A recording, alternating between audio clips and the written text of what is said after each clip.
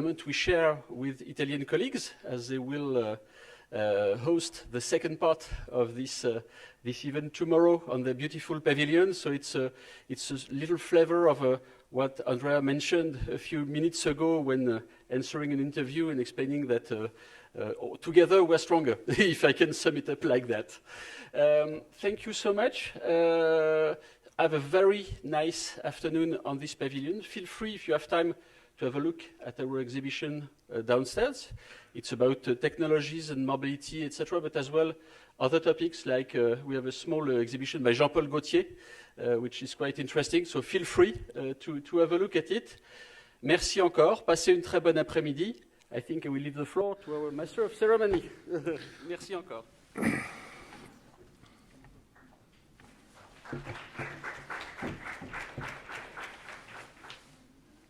Hello, everyone. Bonjour tout le monde. I'm Irma Khan. I'm your Masters of Ceremonies today. Welcome. To engage in today's high-level event on widening the pool, harnessing women's talents and abilities for the fourth industrial revolution, I will begin by conveying a message to you from the President of the European Commission, Ursula von der Leyen. Her message is titled, "A Letter to the Next Generation of Girls." Dear children of tomorrow, a few months ago, I experienced one of the greatest joys in my life. I became a grandmother.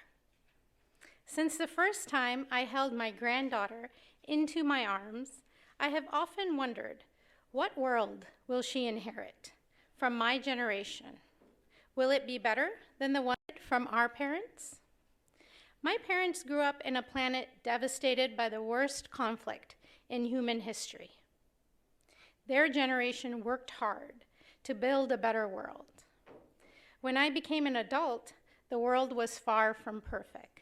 But humanity was more peaceful, more prosperous, and enjoyed better rights than ever before in its history.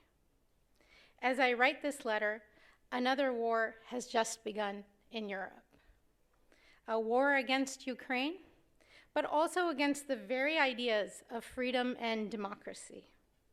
This fills me with sadness. We will do our utmost to restore peace in Europe and to defend every country's right to decide its own future. I want my generation to leave a better world for you. You deserve nothing less than that. But there is more. We will also keep working to make peace with our planet. The economy we have inherited has severely damaged our environment. We are now changing this by creating a new growth model that preserves our planet for future generations while giving you the prosperity you deserve. I would like you to live in a world where women and men are finally equal. I was lucky enough to be born in a country and to a family that allowed me to follow my dreams. I have become a mother, a doctor, and later the president of the European Commission. Equality is, first of all, your right. Girls in your generation should have the opportunity to be whatever they may want to be in life. But equality is also good for society as a whole. Our societies are stronger when women are involved as equals. Not because women are better, but because women are different. Let women fulfill their talents, and men will be better off too. This is my generation's mission. I will do my utmost to leave you a better world than the one we inherited. But equality is every generation's responsibility, just like peace, democracy, and our planet's health. It will be up to you to shape the world you live in. Do not let anyone tell you that things can never change.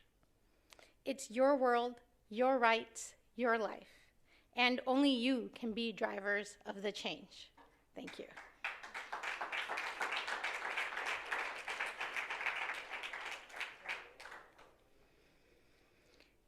And now, a message from Her Excellency, Elizabeth Moreno, Minister Delegate to the Prime Minister in charge of equality between women and men, diversity and equal opportunities.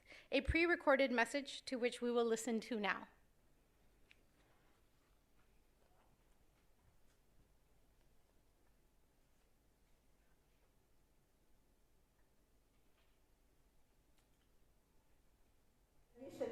France Ambassador to the United Arab Emirates, dear Chiara Corazza, ladies and gentlemen, I'm glad to address you today on the eve of the 8th of March dedicated to the International Women's Day.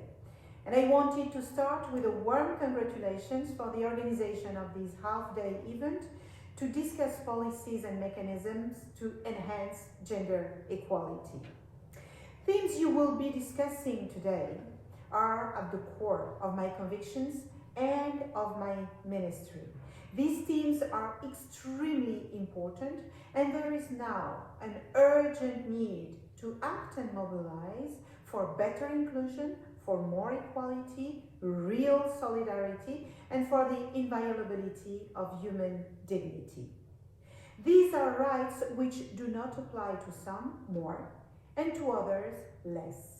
They do not apply to some always and to others only sometimes.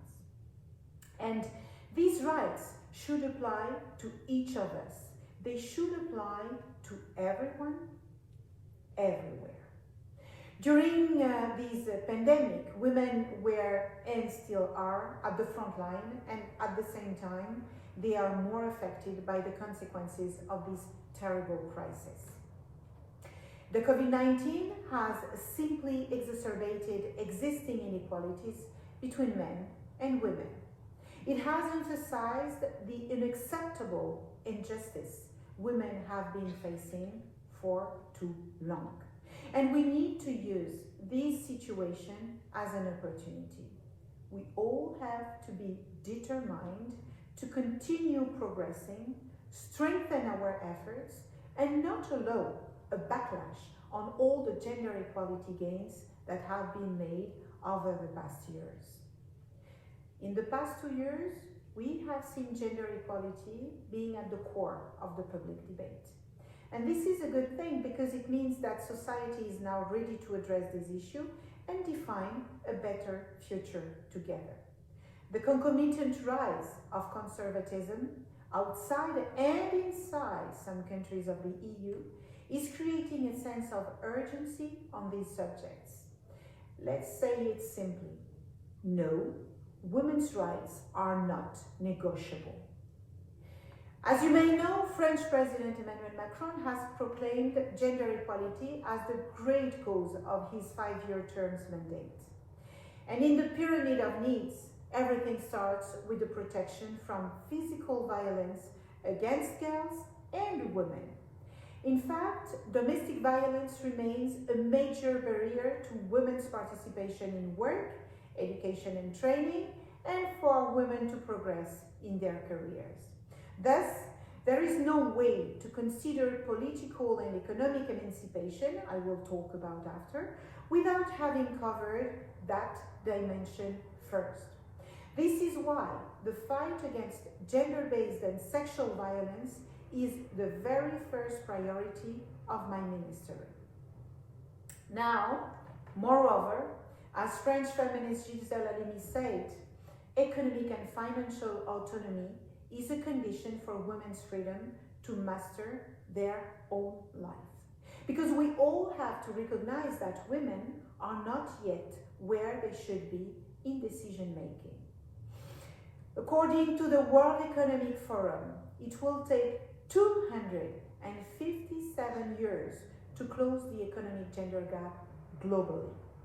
France has already achieved some progress with the doubling of the paternity leave, for instance, and also with the implementation of the Professional Equality Index. This index forces companies to measure and publish pay gap performance and eventually address salary inequalities between women and men in their organizations. This is one of the key aims we want to achieve. And I firmly believe that we have to count women to make them count. And we cannot leave 52% of our potential talent pool out of the space where the daily decisions are made in our top companies. Not only it is unfair from a social justice point of view, but it is also not economically efficient. As we all know that gender diverse companies outperform their non-diverse peers from a financial results standpoint. In this context, last year, the French Parliament voted in favor of a law establishing quotas to impose more women in corporate executive positions. I think this law is an historic step for French women. Education is also paramount to achieve gender equality. It is the only way to fight patriarchy, as well as the self-censorship preventing girls from embracing their dreams. Because we all know that talent has absolutely no gender. There should be no studies or career reserved to boys and to men. And there should be no studies reserved to girls or women. And I firmly believe that access to equal opportunity has equal choices at its heart. We need to see more girls embracing the STEM education that will serve as springboards for them to embrace digital careers. I know Chiara Corazza has worked a lot on this topic. We need, in fact, to have more Ada Lovelace, Catherine Johnson, Jennifer Doudna, Esther Duflo, and more Emmanuelle Charpentier or Catherine McGregor. In short, we need more role models to show the way to the next generations of female leaders. I'm sure you will find the names of these pioneers more inspiring than the numbers that illustrate the imbalance of gender representation in STEM today. These numbers are alarming. At a worldwide level, only 1 out of 4 STEM professionals is a woman. In Europe, only 1 in 5 STEM graduates is a young woman. In the US, only 1 in 5 students in digital studies is a girl. And 85% of the jobs that will define the economy in 2030 do not exist today. And bear in mind that 70% of these jobs will have a scientific content today. As a conclusion, ladies and gentlemen, I'd like to mention that after France hosted the Generation Equality Forum last summer, gender equality is now a top priority of the French presidency of the European Union. These priorities are simple. 1, economic empowerment of women. 2, emphasis on the role of women in post-COVID recovery. And 3, as well as prevention and fight against sexual and sexist violence. Ladies and gentlemen, once again, I wanted to thank you all for your commitment to gender equality. In the extremely difficult period that Europe is currently facing, we need hope. And I think we need women. We need more women in decision-making at both political, social, and economic levels. Because a better world for women is a better world for everyone. Simply because we need to build a more balanced world, devoid of discrimination and violence, to build back stronger. Thank you very much.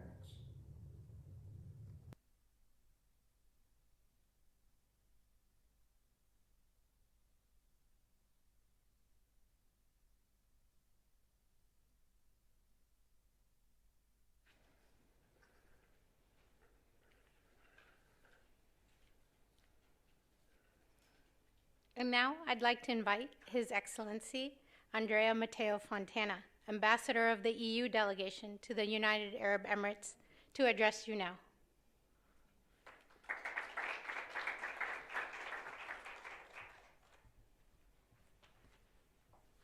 Good afternoon and welcome to the French Pavilion, and thank you to the host for having us here for this event. Your Excellencies, ladies and gentlemen, I am honored to welcome you on behalf of the European Union and our co-host France to the meeting today that will continue then tomorrow in the Italian Pavilion. And this event is taking place in the framework of the celebration for International Women's Day tomorrow. 8th of March, a date that feels all the more poignant after reports that COVID-19 has set women back for decades. And it is evident that we need International Women's Day more than ever.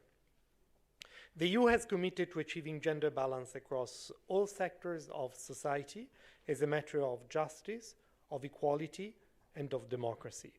And our objective is to create a union of equals, a union where women and men, girls and boys are free to pursue their chosen path in life and have equal opportunities to thrive, where they can equally participate in and lead our European society.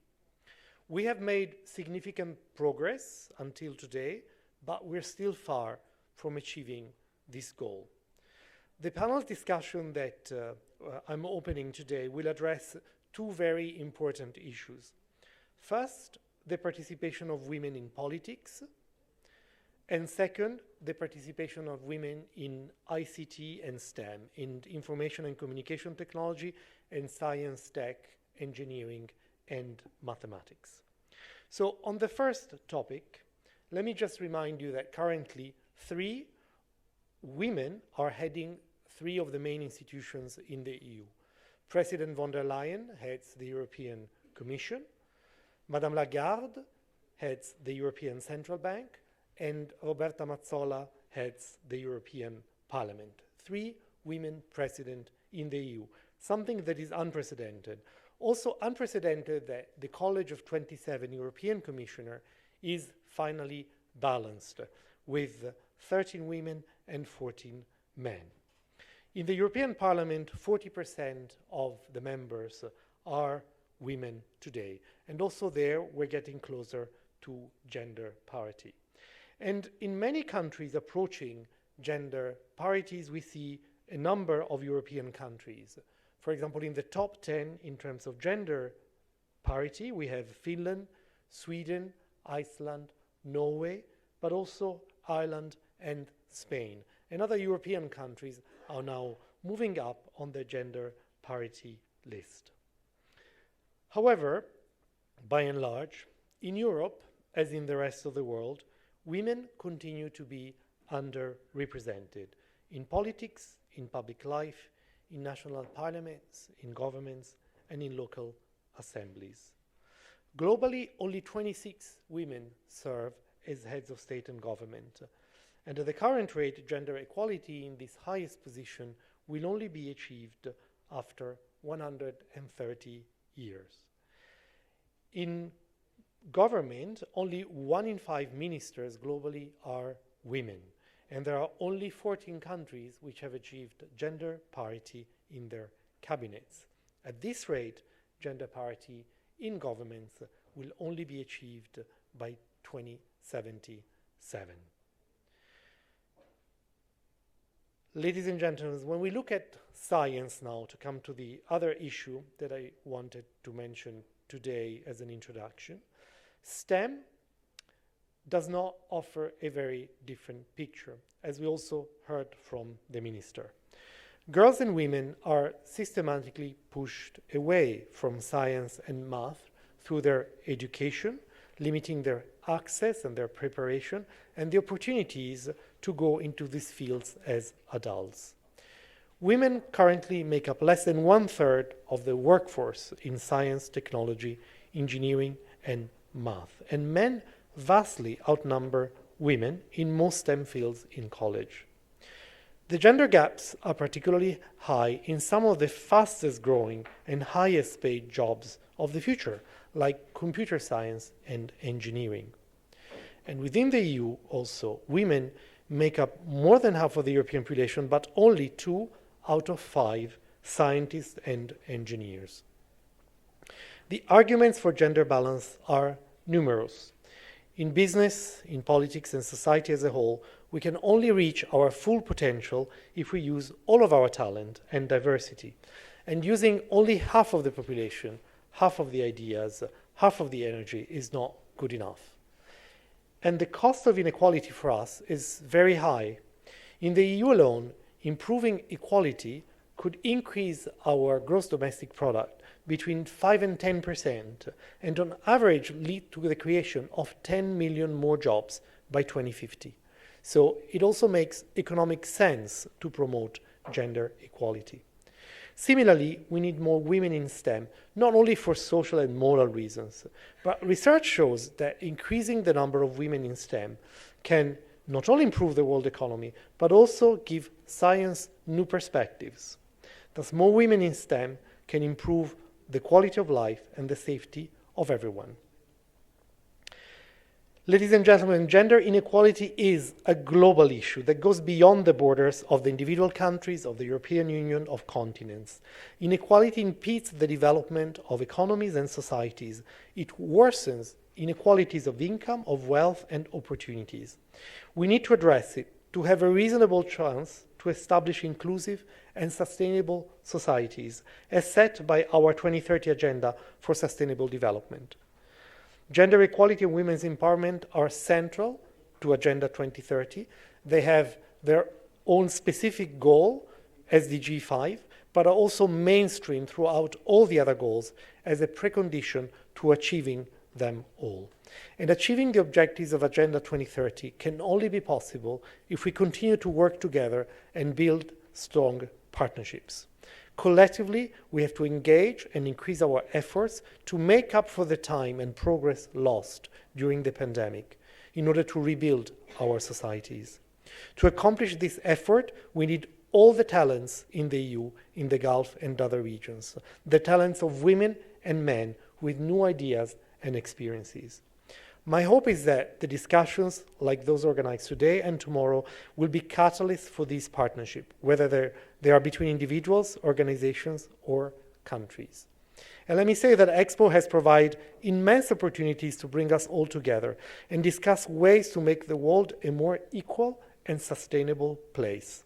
Let's build on these discussions and find ways to make concrete progress towards our objectives. Ladies and gentlemen, let me conclude by thanking you for your presence, whether physical or remote, today. Let me thank the French Pavilion for hosting us again and co-organizing the event with us, and the EU team which organized today's events. And of course, thanks to all of our distinguished panelists and moderators. I look forward to listening to our panels entitled Structural Changes for Female Participation in Politics and Radical New Approaches for Women's Participation in the Tech Industry. I hope that they will spark lively discussions and exchanges.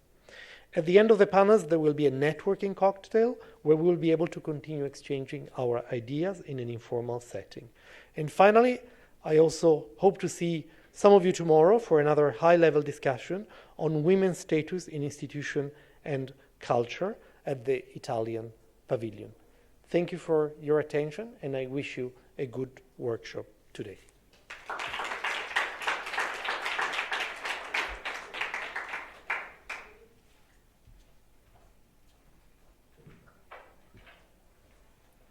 Thank you, Your Excellency. And now it's time for our first session, Mind the Gaps, Structural Changes for Female Participation in Politics. This will be chaired by the Honorable Mr. Samir Hashmi, Middle East Business Correspondent, BBC News. He will lead the discussion and present the experts today. Mr. Hashmi?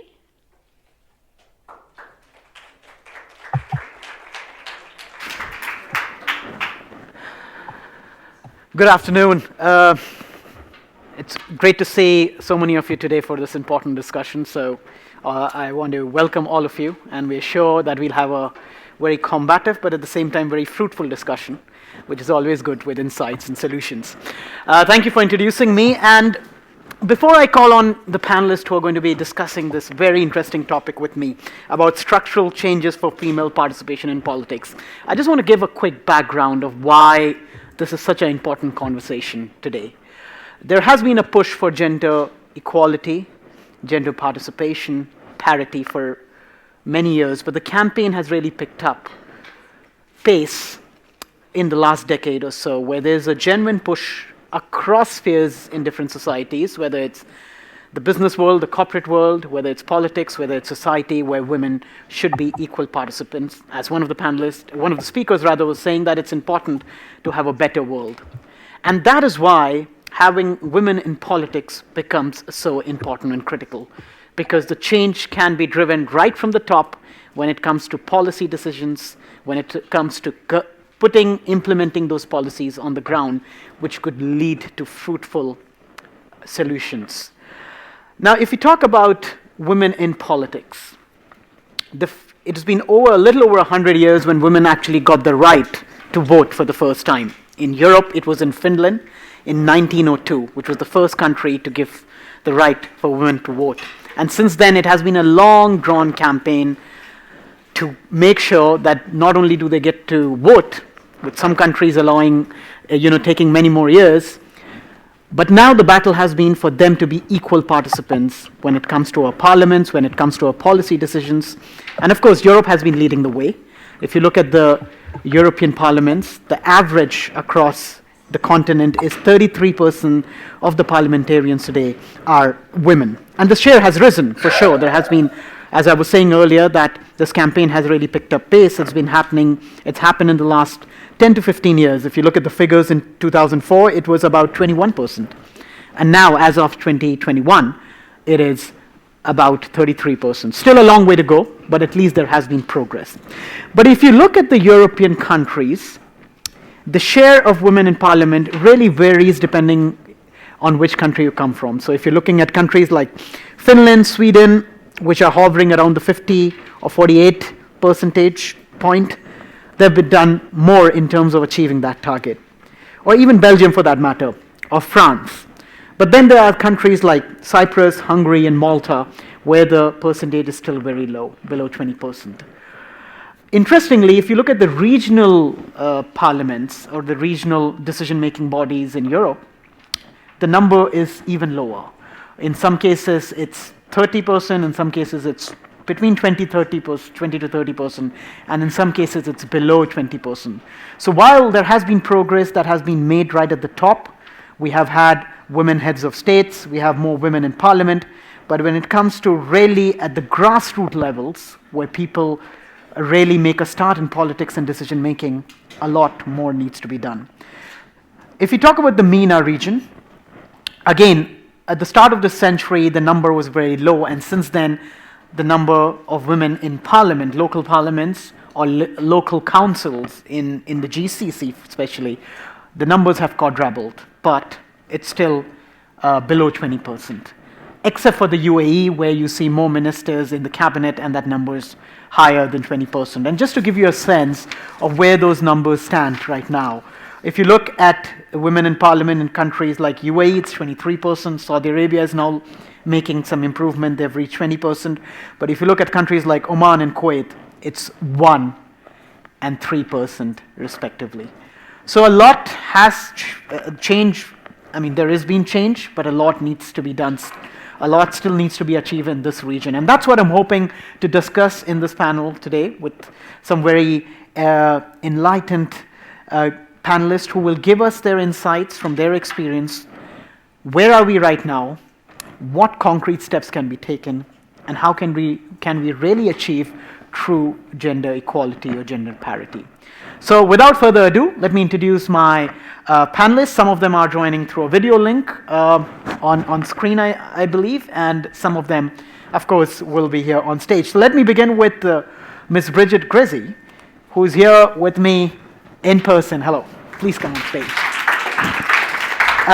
Bridget is the former president of the High Council for Equality between Women and Men, and she'll, of course, be bringing her insights as to what needs to be done. She'll be speaking in French, but all those who want to listen in English can use, we have a translation on the headphones that has been given on every chair. We have Dr. Lubna Al-Qazi, who's the director for Women's Research and Studies Center from the Kuwait University. Hello, ma'am. Thank you for joining us. She's joining us from a video link, and she will be giving her insights, especially what has been done in this part of the world, MENA, and from her experience telling us what needs to be done in terms of what steps needs to be taken. Thank you, ma'am, for joining us on this panel. And last but not the least, Mrs. Silvana Koch-Mehreen, who's the president and founder of Women Political Leaders. She's also joining us through a video link. Of course, she's been a parliamentarian and she has a lot of experience. She's gone through this whole drill and she's seen it up close and personal of what are the challenges and struggles that women go when it comes to public life, especially when it comes to politics, parliament. And she will be sharing with us those insights. Can we have her on the video link? Do we have her on the video link? I think she'll be joining us in a bit. So till she joins in, let's get the discussion started on this very important topic. And once we are done with the discussion, I would encourage the members over here to ask some questions, which they would have. We are going to keep some minutes for that discussion towards the end. So let me start with you, Ms. Bridget. Now, given your analysis as the former president of the High Council of Equality for Men and Women in France, what affirmative actions or measures do you think are needed, especially on gender quotas, to increase the participation of women in politics? Merci, moi je suis très heureuse d'être là physiquement, c'est très agréable. Alors effectivement, en France, on a beaucoup de lois, et notamment des lois sur l'égalité professionnelle, et en politique, on était quand même extrêmement mauvais. Et on a commencé à se bouger un peu dans les années 2000. Alors ce qui est assez étrange et intéressant, c'est que je crois que tous les pays, quels qu'ils soient, à partir du moment où il y a des blocages, c'est-à-dire que ça n'avance pas au niveau du partage de la décision, eh bien, ils se mettent à utiliser ce qu'on appelle les quotas, c'est-à-dire des objectifs chiffrés de progression qui, s'ils ne sont pas atteints, entraînent des sanctions. Ce n'est pas seulement des objectifs chiffrés volontaires, c'est avec sanctions. Et comme par hasard, dans tous les pays, on a commencé par le monde politique. Et ça, c'est très intéressant parce qu'en fait, pourquoi ? Parce que le cœur de la société, c'est moitié homme, moitié femme, donc des votants aussi, c'est moitié homme, moitié femme. On est dans une sorte de champ d'expérience tout à fait intéressant puisque on peut jouer là sur des quotas, représentation équilibrée des hommes et des femmes, ce qui est beaucoup plus difficile à faire dans le monde économique, où nous savons bien qu'il y a des industries qui sont majoritairement féminines ou des industries majoritairement masculines. Autrement dit, la politique était une sorte de champ d'expérience de la parité. D'ailleurs, la Norvège a fait exactement comme nous. Et par exemple, en France, c'est en 2000 qu'on a commencé la loi sur les quotas au niveau national, c'est-à-dire au niveau notamment des députés. Et ça n'est seulement que maintenant, c'est-à-dire en 2021, que nous avons travaillé sur des quotas dans les comités de direction dans les entreprises. 20 ans. 10 ans pour les conseils d'administration, 20 ans pour les comités de direction. Ce qui veut dire que c'est un processus long. C'est un processus long parce qu'il est à la fois technique, il faut compter, et ce n'est pas évident toujours de compter, mais il est aussi stratégique. Et je crois que là où on pêche beaucoup, c'est qu'on n'insiste pas assez sur la question stratégique. Alors, les quotas, ça marche. Nous, dans toutes mis à part le Parlement où on n'est qu'à 39%, dans les élections locales, où il y a une parité systématique, on est à plus de 40% largement, donc on est bon. Mais, si on creuse, parce qu'il ne suffit pas de donner des chiffres, si on creuse, on se rend compte qu'il y a deux écueils. Premièrement, on a une quantité correcte de femmes grâce au quota, mais il n'y a pas de partage du pouvoir. C'est-à-dire... Sharing. It means that the women are there, but they don't have power. Yet there is only 12% of mayors in France and 18% in the regional councils. In the National Assembly or the Senate, the women are starting to come, but it's not obvious. At least to say when there is no power, there is no woman. And secondly, even if there is women, if we observe or look at the in terms of delegations, like the social matters and culture matters, it's about women. And finance and strategy, it's devoted to men. So there is like gender for delegations. And as second, I give the third point, and then I will give up the floor. If we have quotas and there is no control and no sanction, it will not work. We see this a lot in the political, economic and political field when there is no possibility to give political lists which are not, there is no parity. It works everywhere, but when there is injunctions for quotas that are usually followed by sanctions, that doesn't work as well. In the political field, it doesn't work because during the assembly, at the exception during the last elections, where the president wanted to have more parity than others, the officials preferred to pay the sanctions rather than put women. And then, as well, in the Senate, they started to overrule or play on the lists.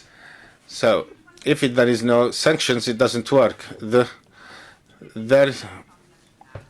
All countries have started with the national. Like I think here, they achieved 50-50 in the level of the parliament. But what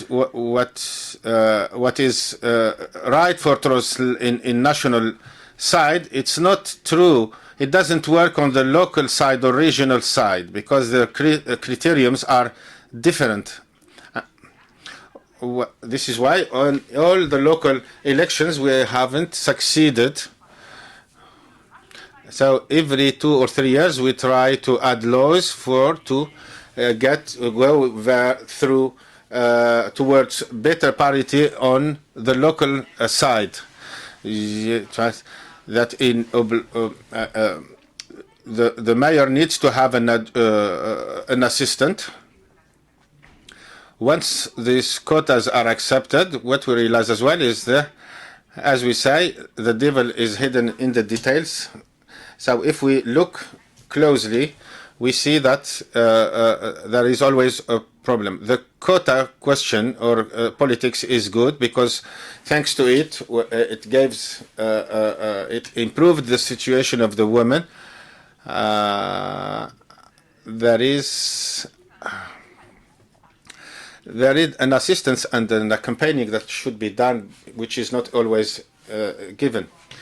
And how they've been more effective. That's a very interesting thought, and we'll try to discuss that in detail as we move forward. Now I want to introduce Ms. Silvana Koch-Mehrin. Who is she with us? Okay, on screen. Yeah, she'll be there shortly. So thank you, ma'am, for joining us on this discussion. I'm here. Sorry. As I was introducing you at the start, someone as a former parliamentarian, could you tell us from your experience? Could you tell us from your experience about the structural barriers that women face when it comes to engaging in active politics, and how you think can this be eliminated, especially at the grassroots level? These discriminatory laws that are in place, how can we get rid of those in order to make it more easier for women to find space in public life? Oh, yeah, she's there. I hope you were able to hear my question. Yes, hello. Thank you. I was here all along. We're just trying to fix the audio. It just seemed to have been a disconnect between the two of us, so I'm very happy. I'm just going to ask you to hold your thought because we haven't got the audio up here. Just give us one moment. I think they're trying to fix that.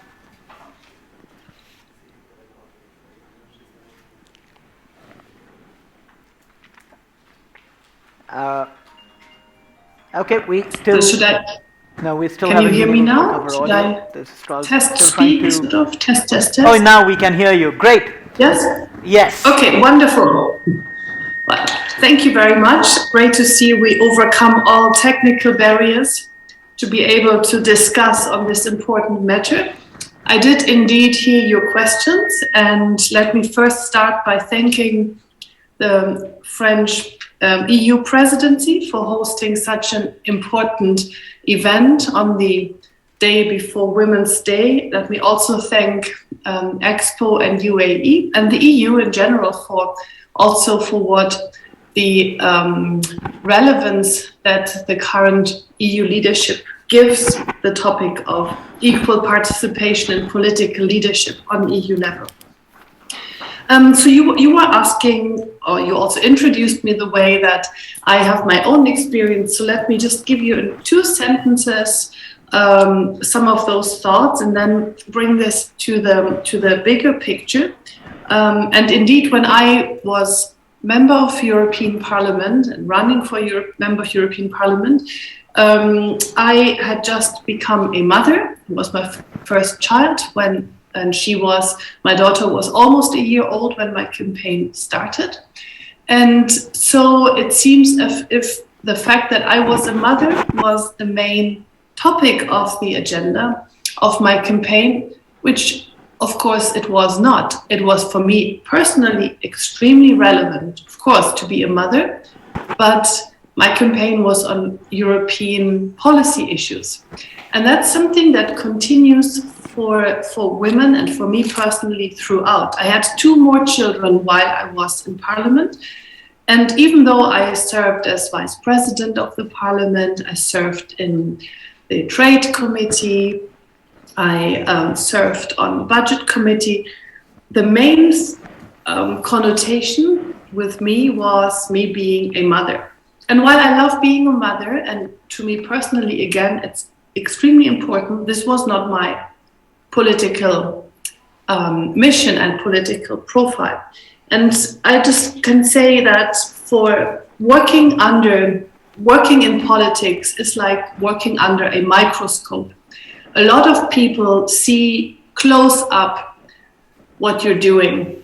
They celebrate with you your successes, but also the hate and the anger and the viciousness towards politicians when in times of failure is also much bigger than if you're not in politics. And for women, those microscope glasses are extra precise, extra thick.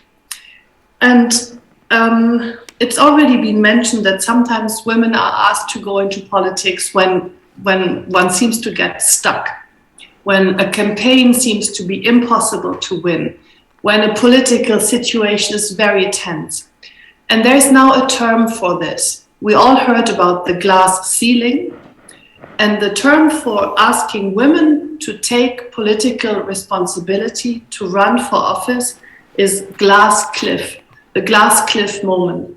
Julia Gillard, the former Prime Minister of Australia, coined this together with the now head of the World Trade Organization, because what I thought for me when I was asked to run for European Parliament in a situation where my party was badly in the opinion polls, I thought this is a singular moment. No, it's systemic. And that's what I just like to spend a few minutes, I know I'm restricted in time on, to show that the many individual experiences that women politicians make can be systematically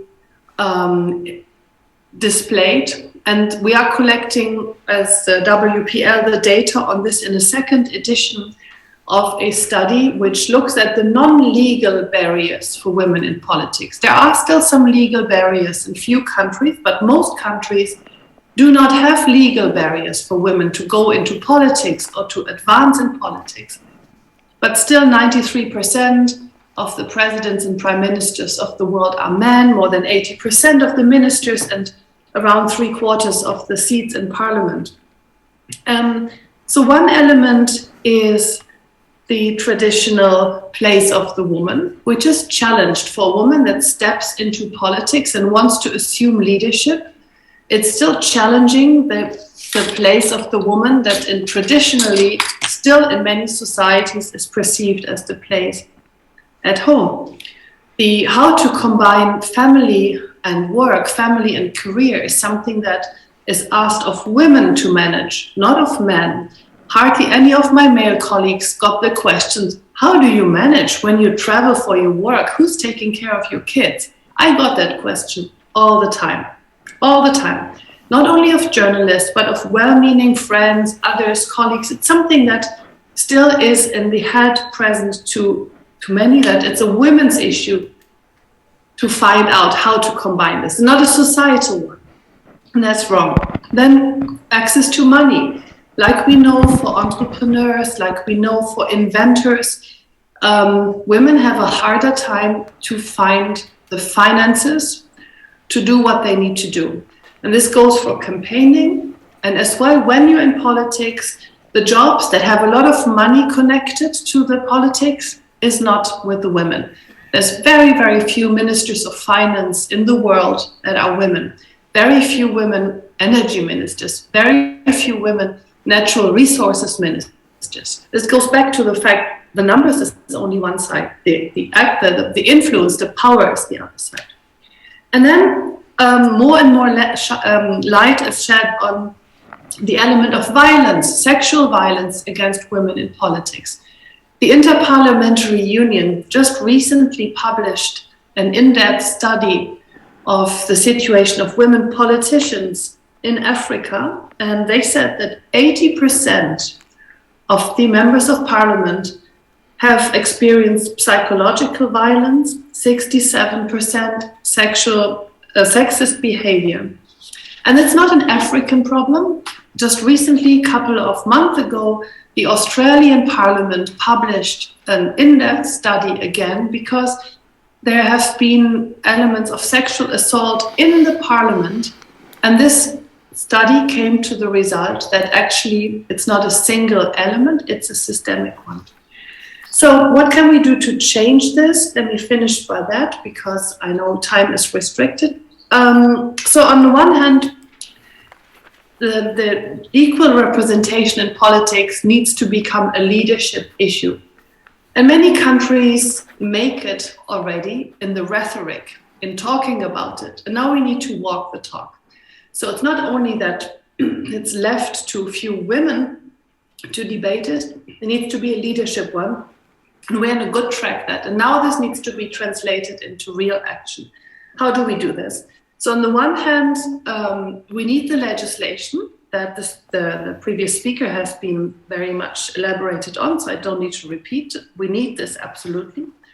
We also need the visibility for women in politics, and that's for politicians a very, very important element because they need to get elected. They need to be known, they need to be seen. And we see again and again that when it comes to the high peaks, like for example the debates on COVID, we have 50% of the virologists in global West countries being women, but 80% of the experts asked on TV were men. So this is a perpetuation of stereotypes that needs to end, and media needs to put specific effort into giving women visibility as the expert, not as mothers, but as experts. And if the experts are mothers, even better, but that's not the issue here. Then finally, we also need to have strong community and collaboration between women leaders so that we can talk about those unwritten rules and the rules of this game that for hundreds of years was played by men only. The first ever woman president elected is still alive, which shows us how recent it is. And of course, all those mechanisms are made by men, for men, and don't match necessarily what women want to have in life.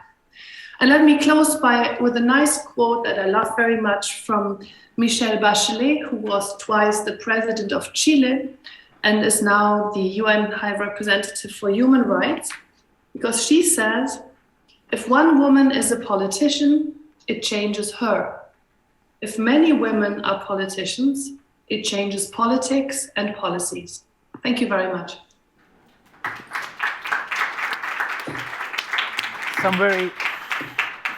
Some very interesting thoughts there from you, especially I think the point she made about the scrutiny that women politicians face is much, much higher. What are they doing with their kids? How are they managing that? And I think that happens in every sphere of life, I guess. It's not just politics. So I think that's a very important point you raised over there. Now let's bring in Mrs. Lubna Al-Qazi to get a perspective from this region, ma'am. As a professor at the Kuwait University and also as a director of the Women's Research and Studies Center, you have seen this issue up close and personal. And so give us a sense of the progress that has been made in Kuwait in particular, and Also, your comments in terms of in changes that have come in light of the country's commitments to CEDAW and the agenda for 2030. Are you seeing the change, and what more needs to be done really to push that change in this part of the world? Okay. I would like to first thank you for inviting me to take part in this conference with such distinguished guests. And I fully agree with the earlier speakers. They said what we all think and say. As far as Agenda 2030, it's part of Kuwait's National Development Plan. It's part of a new vision of Kuwait 2035. And we have been implementing SDG 5 through all the SDGs. If I say quickly on SDG 4, which is on education, I'd like to say that in Kuwait, women in STEM, the graduates in STEM, are 60 to 70% in the university of the total. That means that 60 out of the 100 are women in all the STEM areas. However, it declines when you go to the workforce, but yet in some fields, like doctors, economists, professionals in the health area, women outnumber men. If we come to women in occupations, you will see that women have moved to non-stereotypical occupations.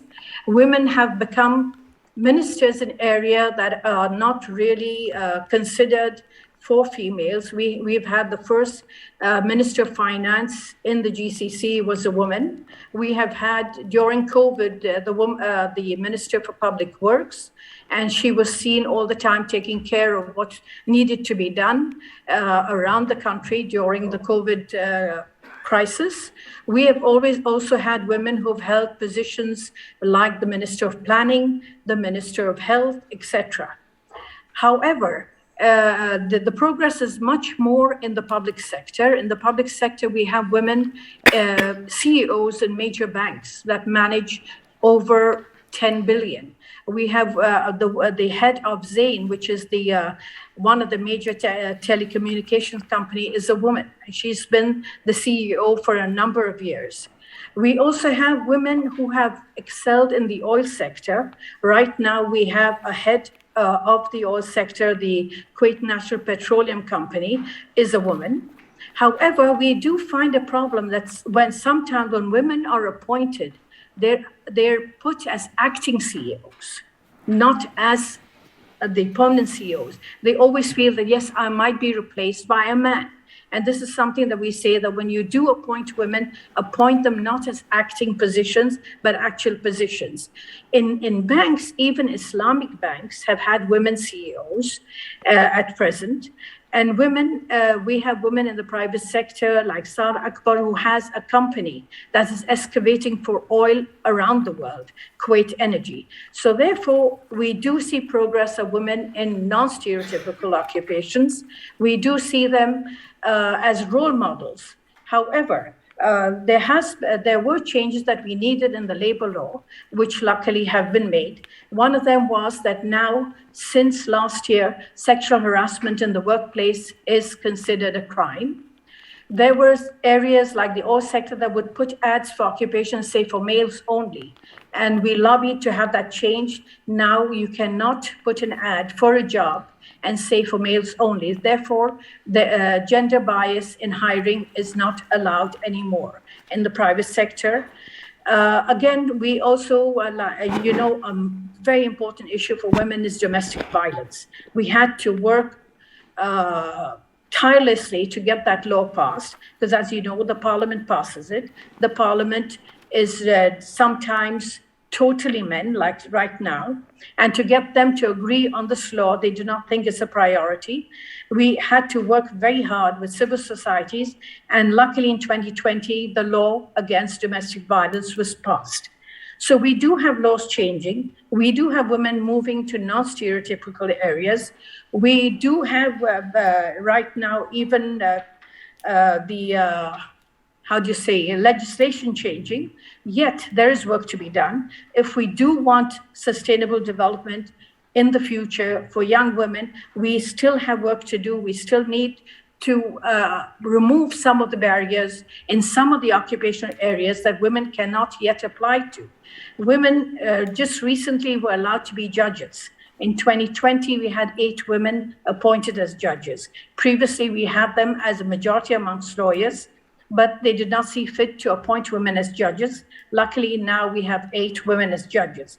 Yet, there are areas in the industrial field that women cannot work in.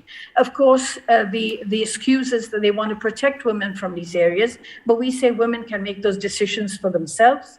We are hoping that those restrictions will be removed if we are to have the vision of Agenda 2030 or vision of New Kuwait. Women should be allowed, since they hold more university degrees than men in the labor force. They should be allowed to choose the occupation they want. Yes, we do have the freedom to lobby for this in Kuwait, and we're hoping that things will keep improving in the next 10 years. We cannot wait too long. Also interesting points there. I mean, some changes that have come in, as you were speaking about, especially when it comes to the corporate sector, and also some of the professions which were primarily male-dominated, but we are seeing a change there. So that's a positive step. But as you said, a lot needs to be done, and you want to see those changes in 10 years. I'm going to bring back Ms. Bridget Gracie now. You spoke about, I mean, we are seeing that there are policies and measures that are being introduced to promote more women participation in politics. And there are also mechanisms being brought in for accountability. Do you think these are needed? And this is a build-up to your previous answer about quotas. Thank you for your question. Je pense qu'aujourd'hui, il faut vraiment changer de paradigme. C'est-à-dire que les quotas... Is to say that the quotas are there and are important, and we need a mechanism of accountability. But we have to shift from a quantitative approach to a qualitative approach. That is to say, we need to do today is to make people understand that what has been repeated for a long time in the speeches in the United States and the organization, that the transition, digital transition and digital environmental are nothing without the transition for sustainability. We are hoping for a sustainable world. We are talking about transition, energy transition, and we are not considering that the gender equality is a transition we need to do, and is an important fact, because in the economic sphere we can value our economic performance, telling that women and female competencies are rising, but for the political world it's about values, and we can see that concerning the financing they prefer that the women chain doesn't work. There is 3 elements we need to promote. The first is that the quotas is a tool of justice. Then the cohabitation or the cooptation is an instrument of justice. The quota is a system, how to say it, is founded on transparency, which means we are not completely in the jurisprudence, European jurisprudence, and we cannot promote a woman, a bad woman on the account of a good man. That means that women and men have similar skills, and that skills don't have sex, and that in today's the differences are the characteristic of the women. So the skills are there for both men and women. If we take this one, this works better.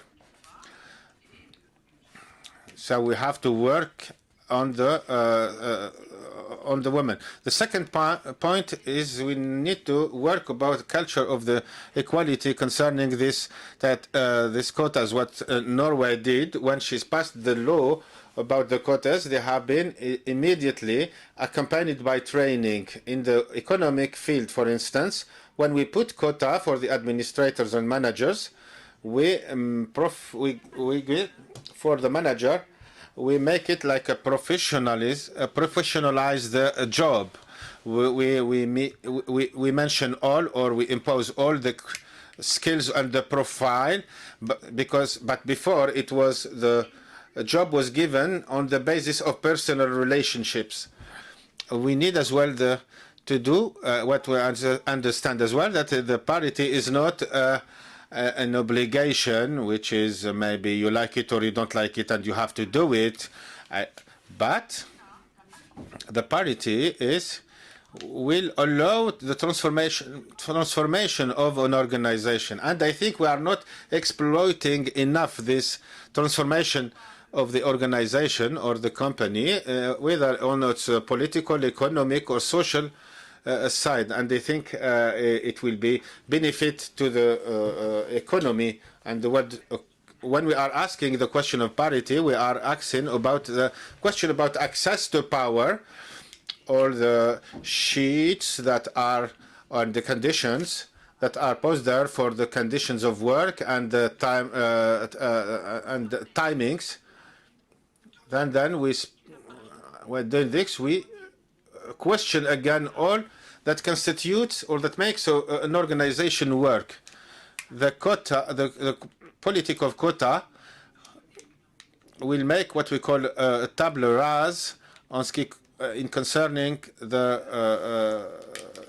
policy of organization.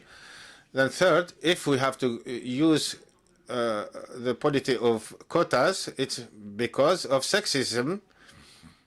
The sexism is the ideology that says that there is a sex which is superior, a gender that is superior to another. We have these laws don't explain why, which we used to call the under consideration and then in respect, because this is what women want and need. So all this led to the exclusion of the woman, and we need this to fight against the sexism that are unbelievable in the political world, because the parliament or the deputy is not accountable in his organization. So we are working with a lot of pervert people, but he is always judged by his electors. And in France, the movement, the Me Too movement, have been launched, where the political parties has committed to give any mandate to anybody who has been charged of sexual assault. This is like a sort of a commitment, even if the question is still in court. When there is a questioning, so we don't give him, he's not allowed to be a candidate. And this is some kind of self-regulation, because there is no law against it. It's the parties that are taking this decision. And this is as well a very important point. This is the the 3 points I try to explain, to tell you that there are the necessary elements that should accompany this movement. Comes to accountability. Now let me bring in Mrs. Silvana Comer in here. You spoke very eloquently about the challenges you faced and some of the practical challenges that women face in general, especially in public life. In your views, what actions, immediate actions or pressing actions, need to be taken in Europe specifically, or even worldwide, to really enhance the participation of women in politics? And also, if you can give us a view, which you spoke about briefly, about the stereotypes that women face, which gets perpetuated even in public life. What can be done to address those challenges? So I'm asking you two questions. One, at a global level, what needs to be done? to get more women participation in politics, and two, the stereotype that gets perpetuated? How can that be addressed? Thank you very much. On the first question, there are some countries which really show how it can be done. And there is the small country of Iceland, which for many, many years has now been the global champion when it comes to equality between women and men. For example, what they've done on the political level is that the issue of gender equality is part of the portfolio of the prime minister. So it sits with the top. It's not like in many countries, the ministry that is also there and has the lowest budget and the lowest ranking in protocol. No, it's at the top. Then the EU country of Spain, there it's the first vice president who is in charge of gender equality. And because the majority of the ministers in the cabinet are women as well, each law gets assessed also with an impact on what does it mean on a gender perspective. So gender budgeting, but also gender impact assessments are happening for each and everything that's passed on in legislation. And what this does is that it makes it very, very clear that this is a political priority. And then the other element, if it's by obliging parties to implement quotas or to have legislation, or every country needs to find its own way, but the mix of pressure and public obligation to have the population represented in politics, meaning 50% women, needs to be continuously upheld and put into laws.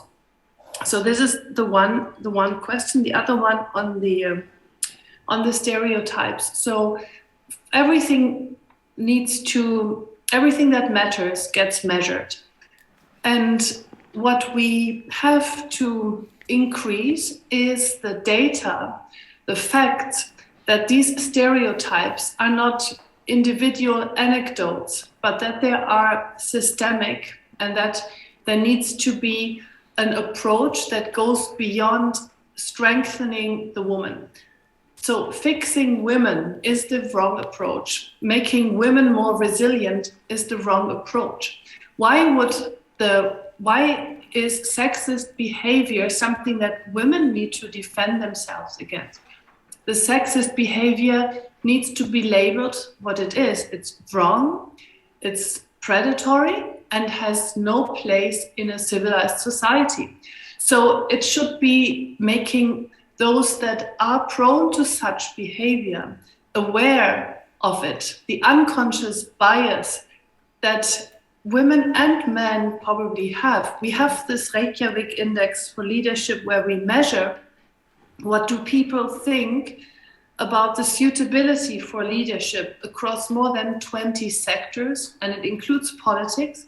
We don't do this for all the world, it's the G20 countries, but there it shows that in most countries, women and men are not that different in their perceptions of who is capable of leadership. Only two countries differ, Japan, and in Japan, women are more conservative than men. More women think, less women think that women are capable of leadership. And in Germany, my home country, it's the other way around. There are more women than men thinking that women actually can be leaders. But still, after 16 years of Angela Merkel, who undoubtedly was one of the most influential world leaders, after 16 years, Angela Merkel, still almost half of the Germans think that a woman is not capable of political leadership. This shows how long-lasting and difficult to change stereotypes are. So we need to have the data, and we need to address the problem and not fixing women to be more resilient. We need to eliminate the problem and not strengthen those that are suffering from the consequences. Thank you. Quickly, I'll get in Mrs. Lubna Al-Qazi now. Ma'am, in your view, do you think necessary actions need to be taken for building up women political candidates and their capacities? Because this is something which is, we still don't have that many women in public life or political life in this region. And what actions do you think can be given, or what kind of help can they be given in order to prepare them for politics and public life? Thank you. I think if I follow up on what the previous speaker, Silvana, said, if we want to get women into politics, we need to work on the voters, not just on the candidates. We worked on the candidates. EU helped us with experts on how they should lobby and how they should reach through social media the different parties. We trained them, and this was part of SDG 5. The government actually took part in training female political candidates. However, in Kuwait, we do not have any political parties. They're invisible. We know who belongs where. These men have their own network. They have their own way of supporting and promoting their men. Women stand as independents.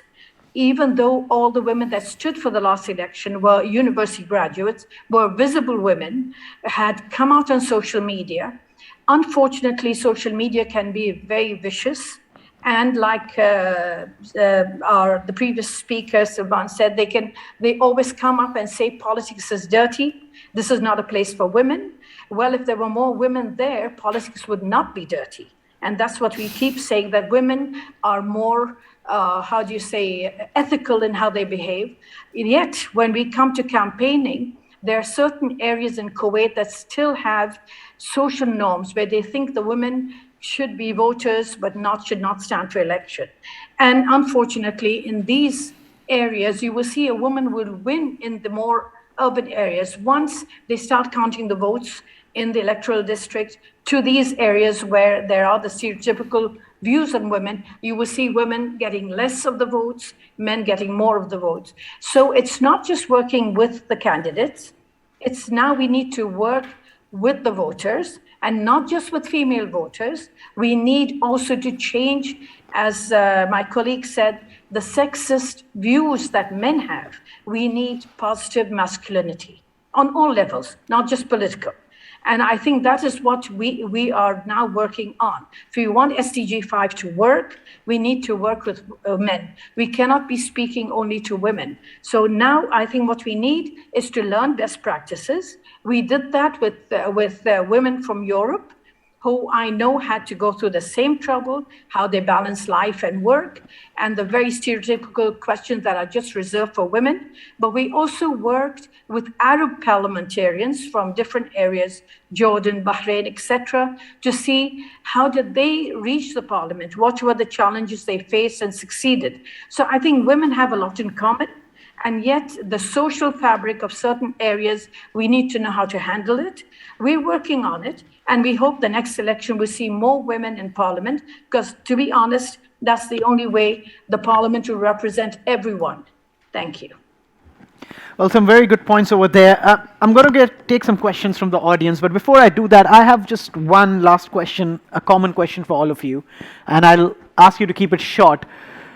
One big challenge, of course, there are many challenges we spoke about, but one big challenge you think that needs to be immediately addressed to increase participation of women, and one step that we need to take immediately. Short answers. I'll begin with you again, Mrs. Lubna Al-Qazi. Maybe we can start with you. One immediate challenge that probably can be addressed. I mean, there are many, as you said, but maybe one that needs to be addressed in the immediate future. I think it's the leadership has to be sincere about getting women into parliament. In my area, could be introducing quota along with the election. So I think it's the intention of the leadership to support women to reach the parliament, because it's not just the voters, it's also the leadership. Okay, that's a very valid point you made. Mrs. Silvana Kaumarin, what about you? You made a lot of solutions you spoke about and steps that need to be taken, but one step you think that needs to be addressed immediately, probably, to see some actual results on the ground? I would say that each cabinet position that needs to get filled anywhere in the world should be filled with a woman until we have 50-50 in all the cabinets, and then elections or running for a candidature is a completely different game. So if any new appointment to a cabinet is a woman until we get to 50-50, I think that would be a real worldwide revolution. Thank you. 50-50, well, that's a valid point. I must add before on that here, because I work for BBC, we have now a policy that we need to get 50% of all our speakers, guests, panelists on the channel, women.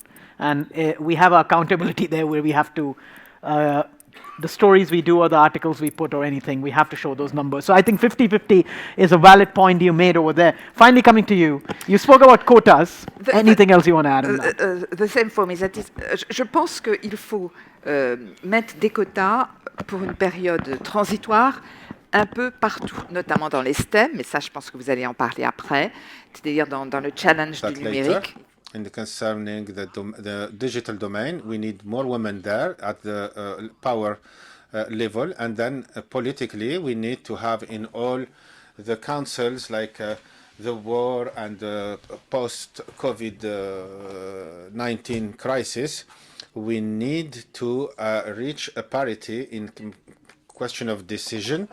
We have seen that in the crisis, COVID-19, men has risen and women has almost disappeared. Yeah, we already have some hands that have gone up. So, yeah, you have the mic, and please go ahead for. So, if you could just tell your name, what's the question, and to whom is it addressed? My name is Anya Schobler, and it's actually for Brigitte and Silvana. First of all, thank you very much. Very insightful, and the discussion to me is inspiring. I noticed you mentioned that with respect to quotas, you don't want to just nominate any woman for the sake of putting a woman on board. But I don't hear that we say the same thing about men. Why is it okay to have the wrong guy nominated for a position? And I think this goes to my next point that Silvana, you've touched on as well. I think linguistically, we don't recognize the distinctions between male and female. And I'd like to see that we stop talking about having 50% women and 50% men, but having the right people and the definition of the right people changing so that it encompasses, the key core values that creates this diversity, for example, the compassion, the empathy. And maybe that does sit with the men. Fantastic. And having the balance. So it's not the men, women, but the right people in the right position, and by definition, that incorporates more inclusion and diversity. I'd love to hear your thoughts on that. So maybe we can start with Brigitte here, and then we'll go to Silvana. Brigitte, do you want to take that? Effectivement, c'est ce qu'on veut. On veut la bonne personne.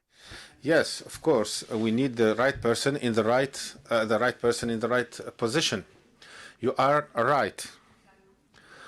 We want an individual logic, a logic of talent and competence and skill. Women are not less competent than women, and we want to put as well men in women's job. The problem is that we cannot reach that today because, and the quota for me is the key that is going to open the door of the power. And then after that, we can play on the individuals and their skills and the best person on the best position. And now even women are good. They are still blocked and they have barriers. It's not about putting just women at the expense of men. It shouldn't be like this.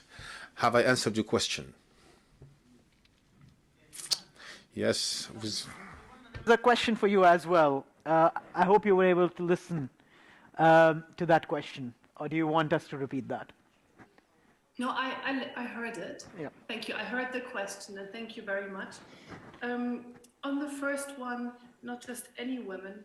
So the chair of the board of WPL is Helen Clark. She was the Prime Minister of New Zealand a couple of times, and she said there's true equality when there are as many incompetent women in politics as there are incompetent men. And while, of course, that's not the goal, I think we should not put the additional burden on women to be smarter, better, more empathetic, more this, more that. They just have the right to be there because they're women and it's a democracy and it's a population. Now, the right people, if you have an idea what's the right person, I think even discussing that with your best friend or your husband or wife or children would lead to disagreement. There is no right or wrong. And there are different political parties with different ideas of what is right, what is wrong. There are different manifestos. So that's the whole point about democracy and real competition, so that groups of voters can elect the person that they think is best representing them. And this can be somebody completely different for you than for me. So I'm against putting a definition on who is the right person, who can go into politics. What I want is fair competition and the same parameters for that competition applying for women as there are for men. And right now it's no fair competition. It's kind of a cartel that benefits men and not women in politics. And that's what we need to overcome. And then voters decide who they want. Okay. I have time for just one more question. So Juste un Sure. petit rajout. Just one addition. The only solution to go towards equality is to improve skills and competencies. When we start, we have to say that we need somebody who has these skills and this profile, and thus there we can put the best person. But if we want to play the game of the parity on the quotas, the quotas can help in this question.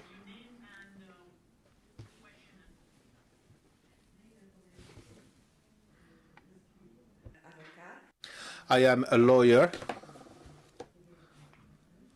at Obeid & Partner. We have offices in Paris and Lebanon.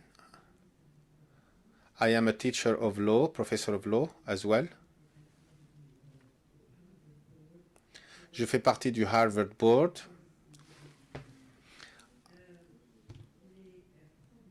The problems that are in France are different than the other problems that are in other countries.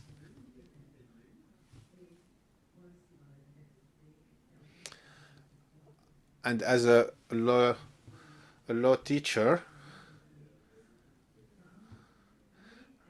where there is a big number of majority are women. Sorry for the floor, I can't hear well the speaker.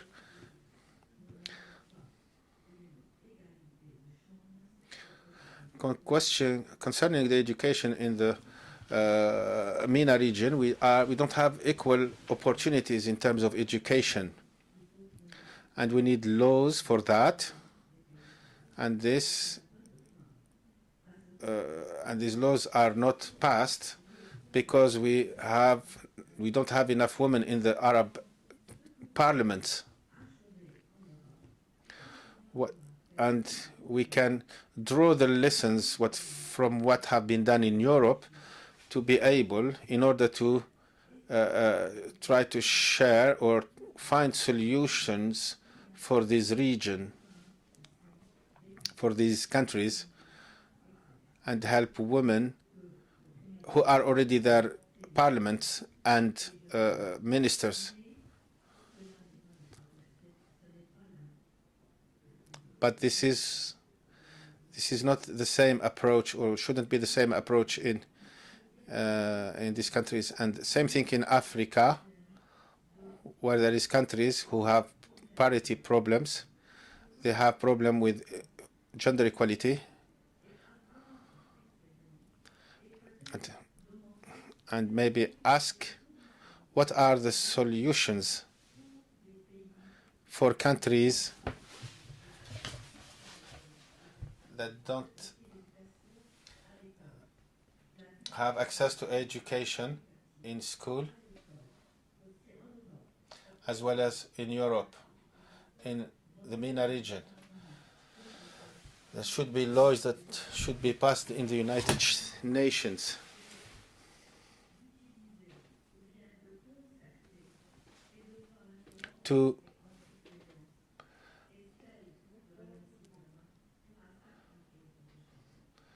And how can your experience could be used and be applied to the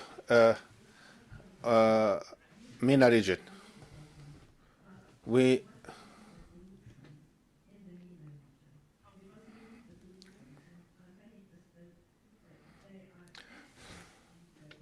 Thank you very much for your experience, but we need also to discuss about solutions.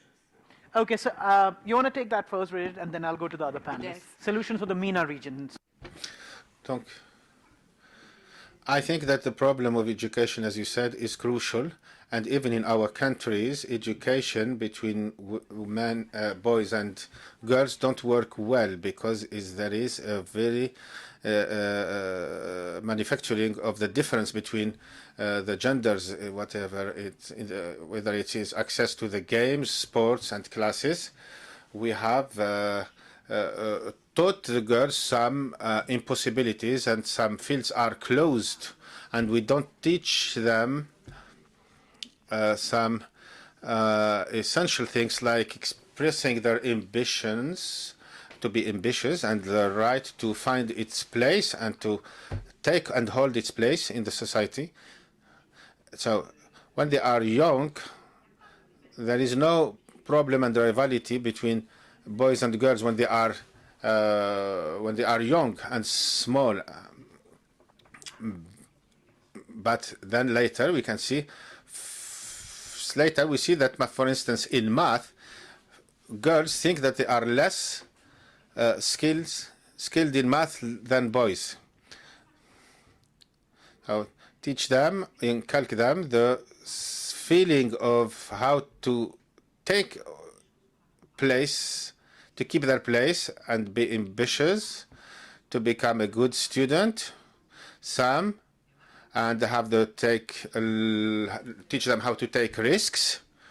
And some have succeeded in doing this thanks to their families, but globally, there is a different education for boys and girls everywhere in the world.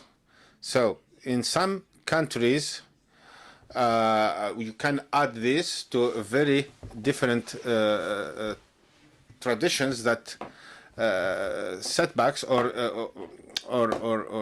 holds back the development of the girls, like Uganda,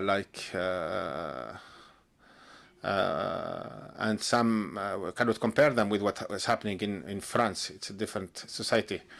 So we need to go and see and teach the people, to teach people how to hold, how to be themselves, how to have ambitions, how to respect the others, how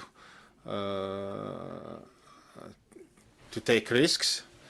In schools, we learn skills and learn knowledge, but we learn sports, but we are not very good at frontal work, like how to settle disputes and conflicts. We consider them as emotions, and in natural creativity or inventivity, I don't think so. They are skills that should be taught and learned.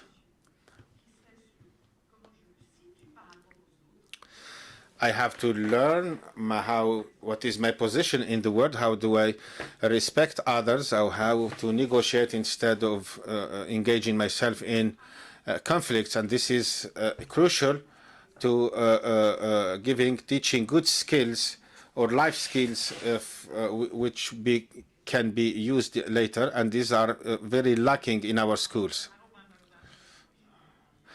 J'espère que la dame over time, but this was such an interesting discussion, and I think we can go on and on discussing so much about this subject and topic. So I want to thank all my distinguished panel here, Dr. Lubna Al-Qazi from Kuwait, who has joined us on the video link, Mrs. Silvana Ko-Mehrin, who again gave us insightful thought, and last but not the least, Mrs. Bridget Grizzy. Thank you so much for your time, and thank you for joining us. We have a coffee break for a few minutes. We're going to break for that, and then we'll come back for the next session that starts in a few minutes. Thank you so much.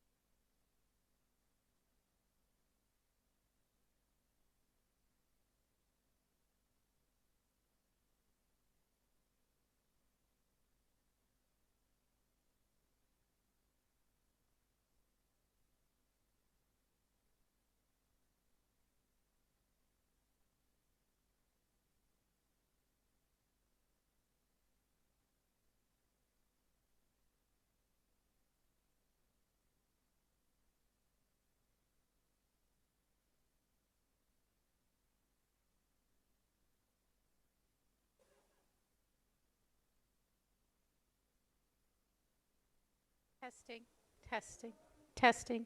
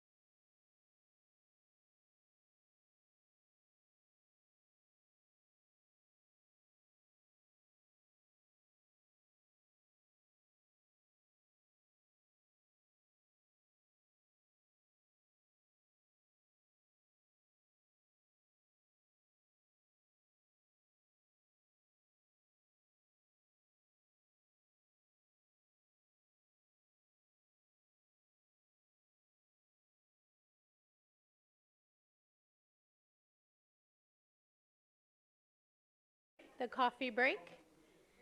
And we now move into session 2.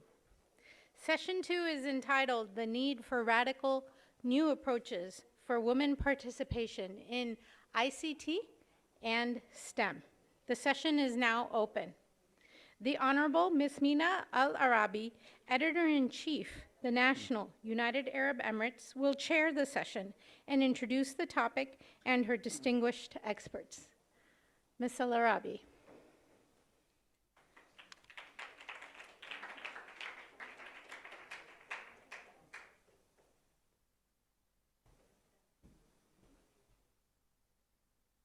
Hello, everyone. I'm really sorry, we didn't finish miking up. So if you could please give us just 1 minute of your time, we'll get mic'd up so the translators can hear us. Because I'm sure our voices would reach you all, but we want to give a chance to the translators to hear us. So just 1 moment and we will be with you. My apologies to keep you waiting.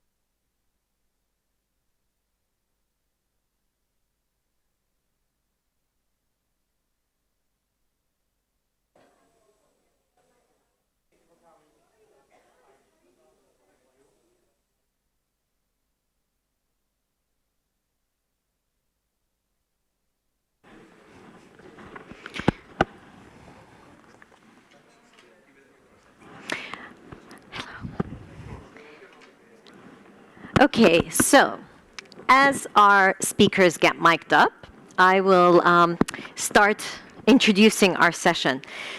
So, the need for radical new approaches for women's participation in ICT and STEM.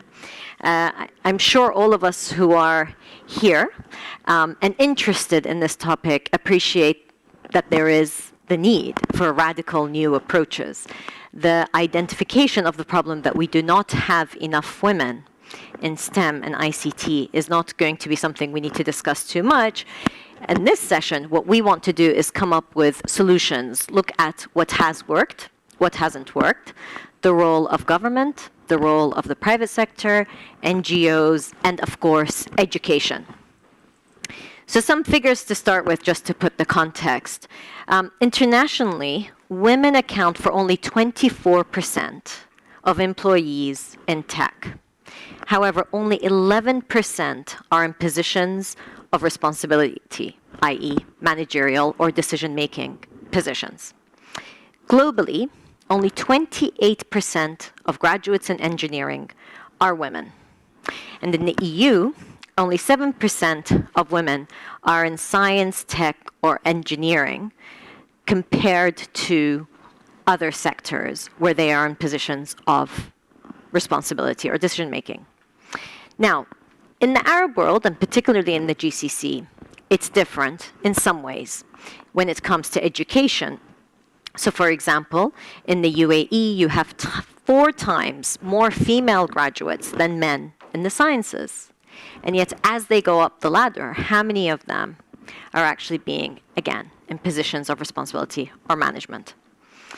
Interestingly, in the OECD, there was an assessment of education in 2018, and girls in all the OECD countries, on average, outperformed boys in science by 2 points.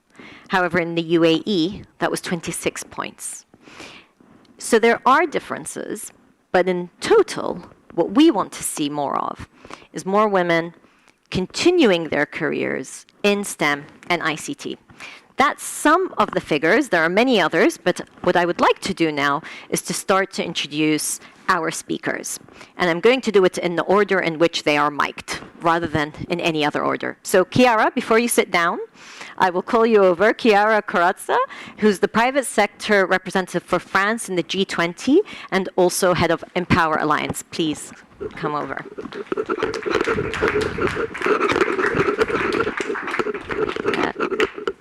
We also have Isabelle Lenarduzzi, who is a social entrepreneur and founder of Jump, Solution for Equity at Work from France. And we have Maali Khadr, who is CEO of the Middle East Institute of Directors, based here in the UAE. Great. So we'll start with you, Chiara. Straight over to you. We were discussing that there are, just before we came into the session, there are opportunities out there in STEM and ICT. And of course, with all the transformations we're seeing around the world, the digital transformation, scientific transformation, and the role of science is instrumental for success for any country, for any private sector industry. So how can we do better? Why do we not have the representation that we want to see for women, be it in education in certain countries or across the board when they're actually in the workplace? Thank you so much, Mina. Please allow me to say how delighted I am here and to thank Ambassador Fontana and thank you, Ambassador of France, that will join us, because I really think that this kind of meeting are really important to better understand the two cultures and to better understand what we can do together between Europe and the GCC countries. And I really think that focusing on STEM, it's really the priority, because I just... Oh. Thank you. This it's being solidar in women issues. I just would like to point out why what we call the STEM jobs are so important and why it is something that has been highlighted, and we have to really say each day what we can do to attract and retain more girls and women in STEM. It's just because we are living in a digital world. We are living in a world in complete transformation. 85% of the jobs of the future, that's the jobs of today, we don't know. You don't know. I don't know. You don't know. We don't know what they will be. What we know is the digital skills, IT skills will be absolutely necessary. And what we also know, that this world has been constructed by man, and now, and especially after this pandemic, it's not possible to do the same. And with lack of numbers, you just said it, then the real issue is to say, what can be done to ensure that we have an equal representation of women there where we can really transform the world? And it's not just a question of numbers. It's a question of the fact that if you want to exceed, we were just talking about boards and governance and quotas. If you want to exceed to a board, but you need to have the same competence as men. The minister, Elisabeth Meron, said it. Talent has no gender. If you want to build a bridge, you take the best engineer. And if engineers are only 20% worldwide, it would be a man. And the men are not less good or better, than it's just that this combination of talents of men and women makes the difference. This is why, in my different capacities, I really struggled to explain to politicians, to institutionals, and to private sectors that the combined action of both of them is to prepare women to the jobs of the future, because they can bring a value added to the society and economy. I have to thank the French government, because when just the G7 in Biarritz finished, they asked me, they entrust me by a mission that become a report in how to launch a national plan in France to improve the number of girls and women in STEM. And we, of course, did it all together, and we saw that the problem was really very important. And we talk about France. France is a country of engineers. It's a country of Descartes. It's a country where mathematics is extremely important in schools. And the number of girls decreases and not implied. Why?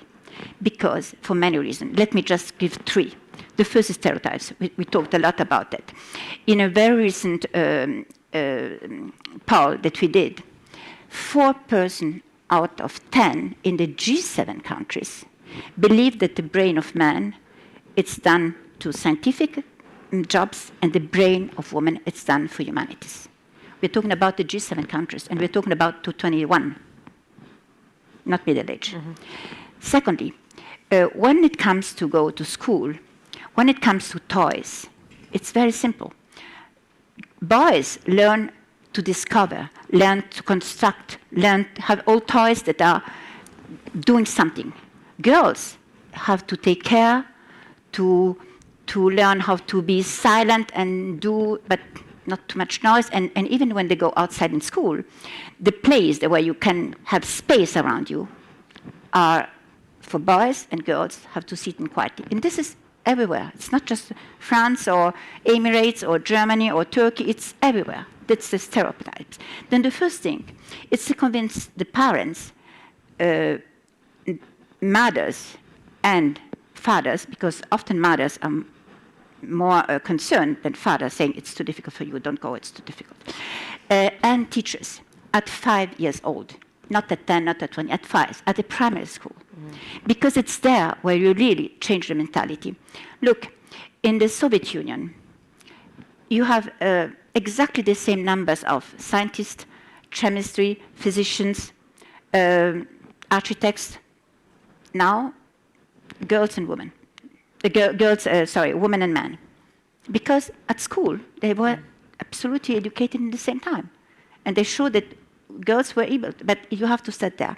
And then the second thing that we have to fight, it's the idea that there are no role models. It's not true. There are role models. There are a lot of role models. But if we take just astronauts, or we take people that are too far away, they cannot make dream. We have to have people that are on the daily basis, the startups that do something, people that are around, that go in the industry explaining what. And the third thing that we have to do, and it's very important, if you ask girls when they are 5, 6, 7, 10 years old, what they want to do in their life, 72% say, I want to have a positive impact. I want to make something for purpose. I want to be useful to the society. 72%, worldwide. It's not France, worldwide.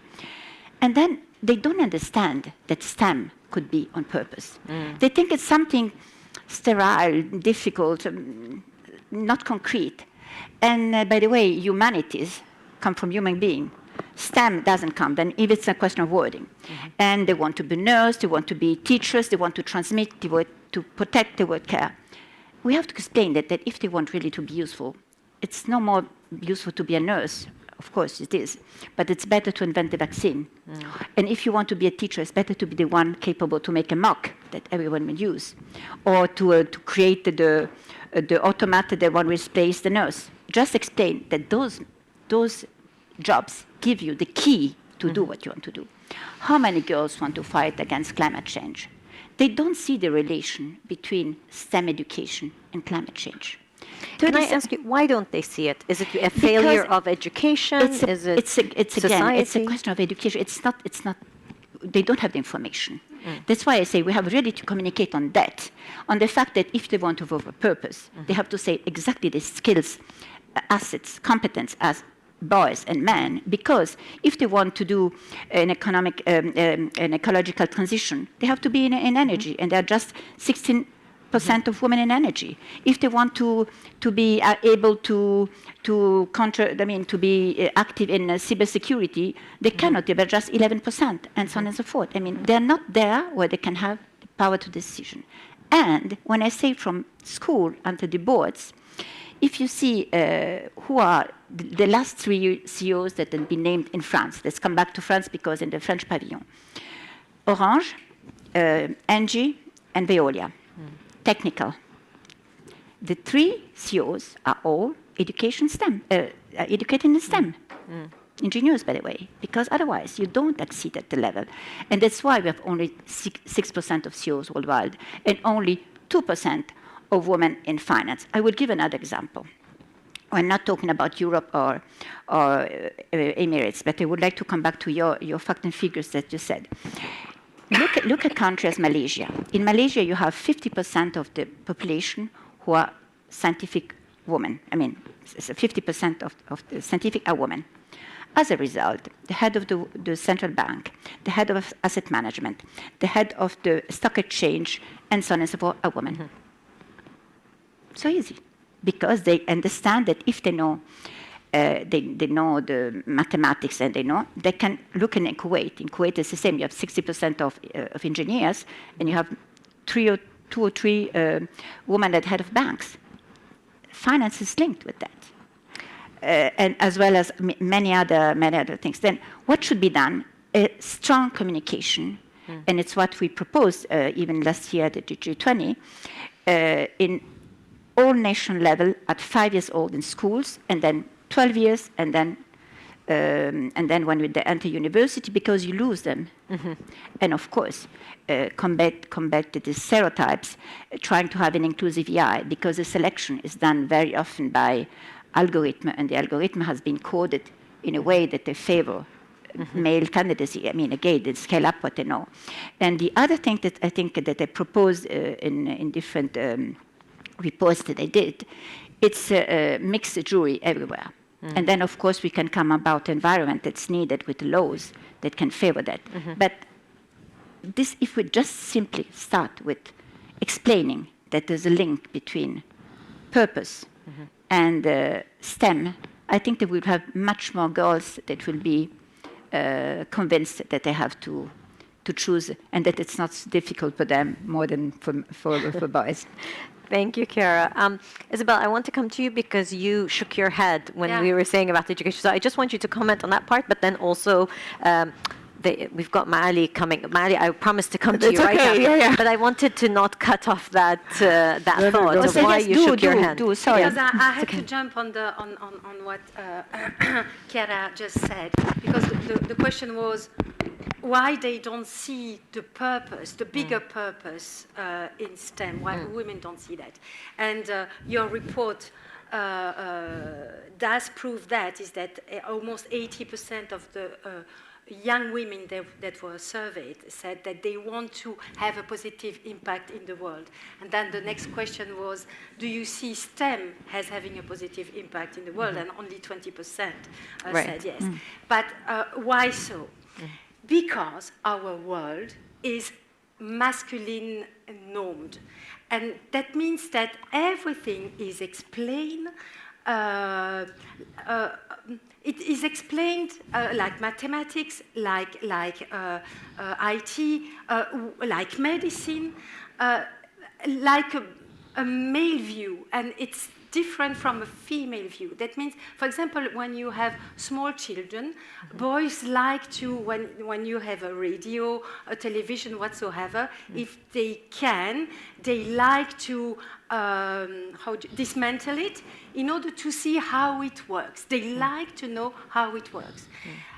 Usually, not every time, of course, we make big conglomerates, but usually young girls prefer to understand not how it works, but what is it for, and how can we use that machine in order, for example, to enable the communication among people. But the problem is that mathematics, informatics, everything is taught with a male view, and so it's perceived like that by women. So we really need, this is what a gender inclusive world can bring, is that there is no right reason why to go into STEM. There is no one good way of teaching mathematics. It is broader than that. When you take the woman's vision and the man's vision all together, but most of all, when you give them the same dignity, the same value, the same recognition, then you will open the way you teach, and then you will attract more women. But this is right for our countries, because this is not right for this part of the world, because you have more women in STEM. Do you want me to make an assumption of the reason? Sorry, I made the question and the answer myself. That's okay. Sorry about that. In Belgium, because I'm living in Brussels, there was a research made some years ago that proved that for exactly the same kind of degree, the same kind of qualification, every month a woman would have been paid 600 euros less than a man. So there is an assumption that says, why in the European Union do we have more and more and more women graduated and less men? I think that it's because even if we are not aware of these numbers, we feel as women this discrimination. And we know that if we want to make a living, if we want to have a chance to enter the labor market and to have a good job, we need to make efforts in order to increase our qualification. And in these countries, and we have listened to that before, there are many still barriers to the access of women in the labor market. Not only stereotypes, prejudice, and so on, which are incredible, but also legal barriers. And so I do assume, but I don't know if I'm right, I do assume that women, because they know that it will be so difficult to enter to the labor market, that they need a qualification that is so much requested on the labor market, because they can make a difference, because the companies and the state do need them desperately, otherwise they wouldn't have the opportunity to work. This is my assumption. I don't know what you think. I think there is something else, of course, that there's something else. It's that I used to be in an oil and gas market. You see, for instance, in ADNOC, and then it's like in a chicken. You have outstanding women that arrive at very high level in ADNOC again. We know many of them that are friends of ours, but not only, and the same in Saudi. It's because they are in this word and they don't know others. You don't have so many, and they know that in that way they can have an impact and be in the system. And then have also some, facilities to do that. Then I think there's that. But I would like to come. Sorry, no, it's your turn. No, I want to bring in Mali into the conversation. I'm feeling left out. No, Mali, I want to ask you, because we're talking. There's education, there's stereotypes, there's cultural issues around the world, and then of course there is access to labor market, but also this often heard statement, well, we can't find the women, be it on boards, be it to become CEOs and so forth. So how do you work against that? How do you say, actually, no, they exist and they are capable, but they have to work twice as hard to be visible? So there's a lot of, thank you for that. There's a lot of assumption built in that question. And I think we need to take a step back. If you were to ask me today, are there enough qualified women to take on leadership positions, my simple answer would be, of course, by far, definitely. Now, throughout the world or in the region? My area of expertise would sit in this region, so I can't speak to the rest of the world, but in this region, my answer would be yes. However, women don't feel heard. Women don't feel seen. And we say we want more diversity in the workplace, or specifically in the boardroom, for example, because women bring a different perspective, women bring in a different sense of, a different viewpoint to the table, let's say. But by virtue of that difference, they also function and operate differently. They network differently. They listen differently. They talk differently. I'm generalizing, but as a rule of thumb. So they're not loud, they're not obnoxious, they don't start yelling in the boardroom, they don't feel the need to speak louder than everybody else. And as a result of that, they don't get heard or seen. And therefore, they're not noticed or recognized. Don't laugh, but there have been many, many a times in board meetings where a woman would say something once, twice, 3 times, not be heard, and a guy would say it once. And it would be like, wow, that's a brilliant idea. Why didn't we think of that? Is it different in STEM? Is it different in tech, or is that across the board? From my experience, that's across the board. Now, I think in STEM, it's a bit more, if possible at all. But I think in STEM, the lack of, you can see it both ways, to be fair. I think in STEM, there's a lack of qualifications across board. I think both men and women. But from a different perspective, I think in STEM in particular, having men and women is important because innovation is really a marriage of art and science.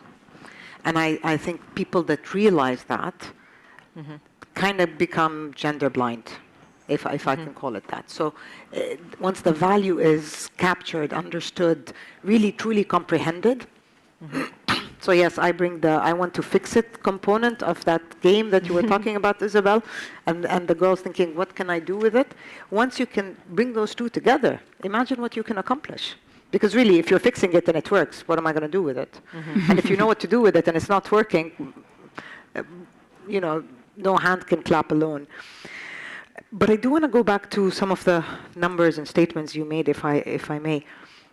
I think a very successful example in the Nordic countries, I don't know if you're familiar with it, where they simply gender neutral, made all sectors, activities, material gender neutral. And Mali, I'm sorry, I cannot agree with you, because you have very, very bad numbers in Finland. That you heard by Silvana, it's the champion worldwide in gender equality. You have very bad numbers in Sweden, where my sister lived, and I can know. Because, in fact, they don't feel necessary to be experts in STEM, because they have many opportunities. In countries, sorry, I will make but that wasn't the point I was getting. Not politically correct, but for instance, in Iran, you don't have the choice. Because you cannot be a lawyer, you cannot be a magistrate, and you do what the market needs. Then tech, then a Nordic country are really not an example for women in tech. Let's let Mali finish her point. But the point. example is not that they have more equality in STEM. The example is they simply degenderized education. Education. So today you talk to a 5-year-old, you say teacher, they don't sit there and think woman. You say engineer, they don't sit there and think man. And that in and of itself goes back to what Isabella was saying from an education perspective. You're normalizing a neutral, and this mindset, these are the parents of the future. These are the bosses of the future. And if you can degenderize, stop stigmatizing or stereotyping positions by gender, imagine the impact that can create. Now, they're not equal, but the numbers, they were surprised about the number of women that went into maths. It didn't become 50-50, but they felt free to say, I'm interested. And the number of boys that went into art, because... So so I want to take a feel of the room here, because it's been a long day for you all, so I want to engage you a little sooner. If I could just, from a show of hands, for panel and attendees, how many of you think this is something be it having more gender-neutral education, be it more encouraging for women to have opportunities in the STEM sector. How many of you think this is for governments to take a lead on? Who thinks government should take a lead on? And an example would be the UAE. Yeah. Okay, so a top-down approach with government. So just a very unscientific way of gauging an informed group of people is that we're looking at about 60% of those who are in the room said government leads the way.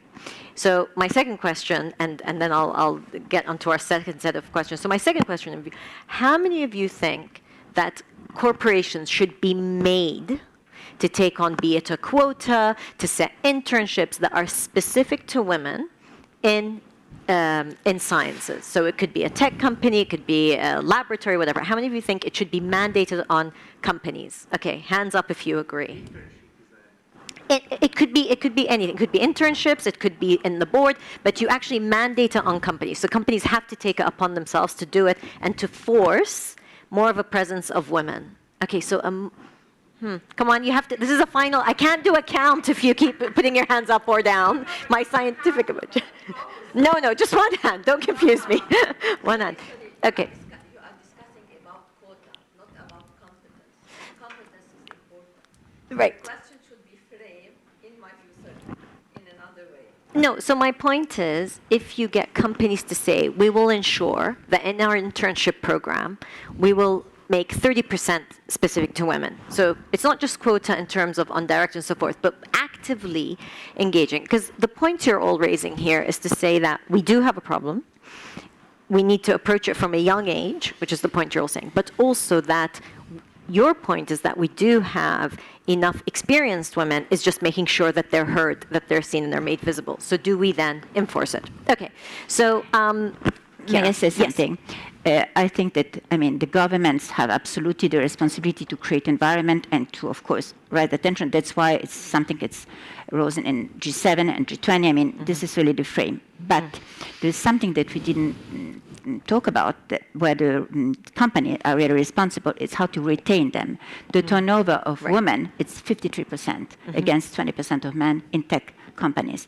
This is the responsibility of the companies, because when women quit and say, because I feel in a hostile environment, because I don't feel appreciated, because I don't feel promoted, that is the company responsibility. And I would also like to see that in Europe, there has been a lot of efforts by companies to attract women in STEM, because they need it and they know that it's absolutely necessary to promote them.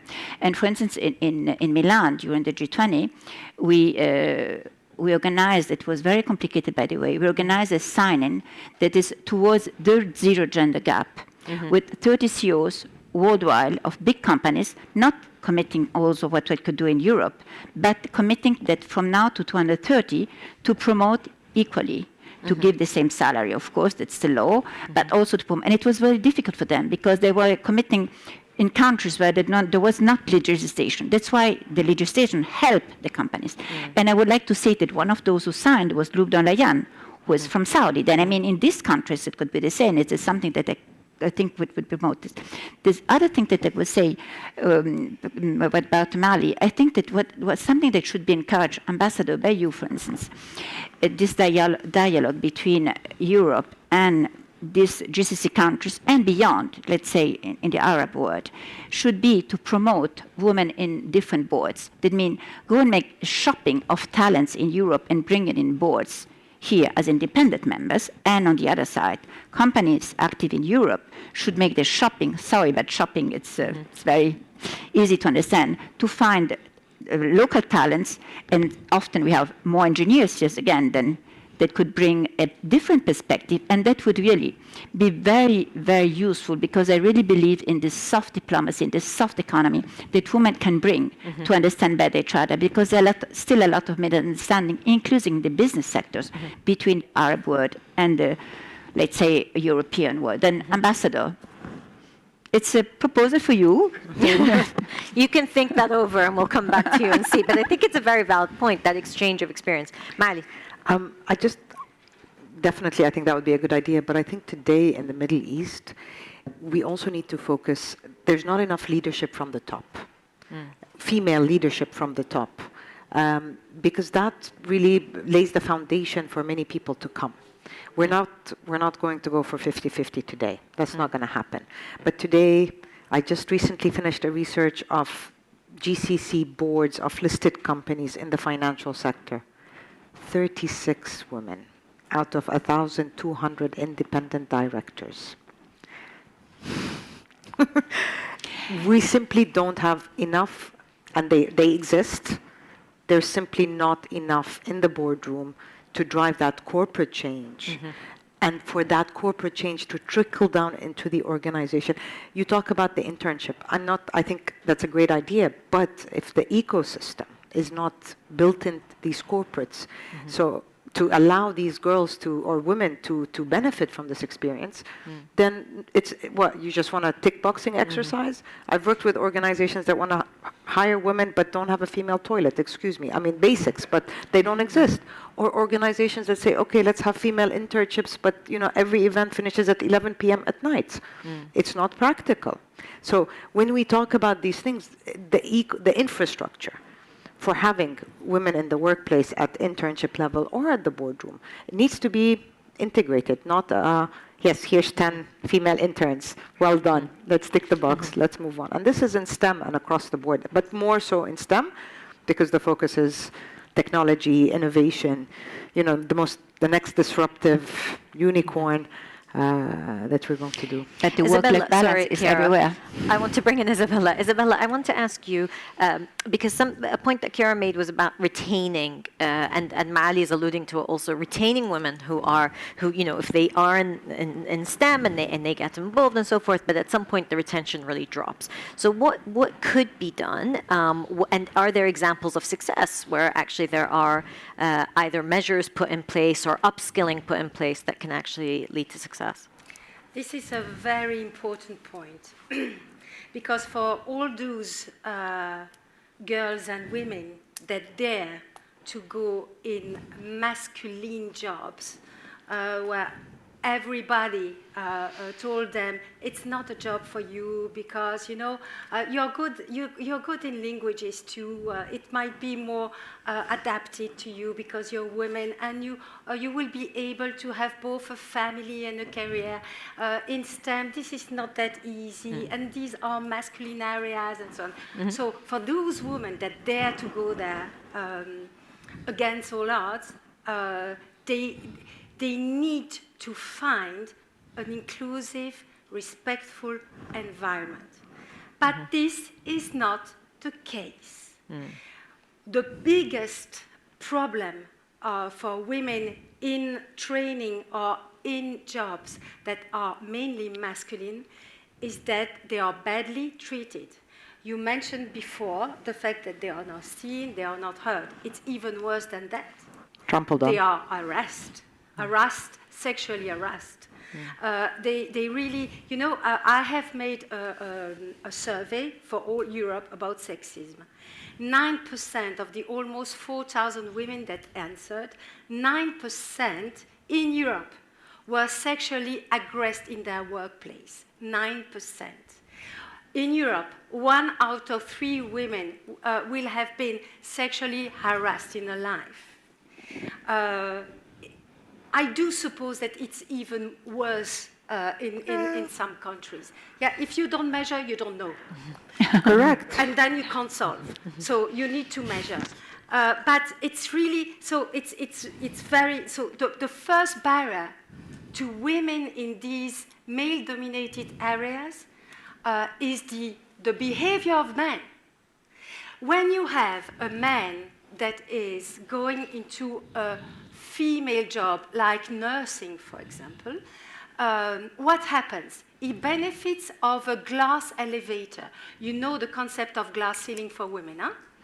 The men benefit from glass elevator. For example, in Switzerland, there are only 12% of men nurse, but there are 47% of head of nurse. So they are benefiting of a glass elevator. women instead in male-dominated jobs, whatever male-dominated jobs, the more they are male-dominated, the more they are suffering of sexism. And so, and nothing is done. The bigger thing that is done is that you give tools with lessons, with e-learning to women, how to defend themselves, how to put limits. But my goodness, it's like in a couple. When you have the husband that is, how do you say, hurting his wife, you don't have to speak about the wife. Why did she stay so much time with him? Why didn't she go to the police? It's not about her that you need to speak. It's about the aggressor. And it's the same in the workplace. The problem are the men. And if we don't say it, we won't solve it. And so managers need to be responsible of that. This is why we have made, I have several things here, and some of them are on the podium here.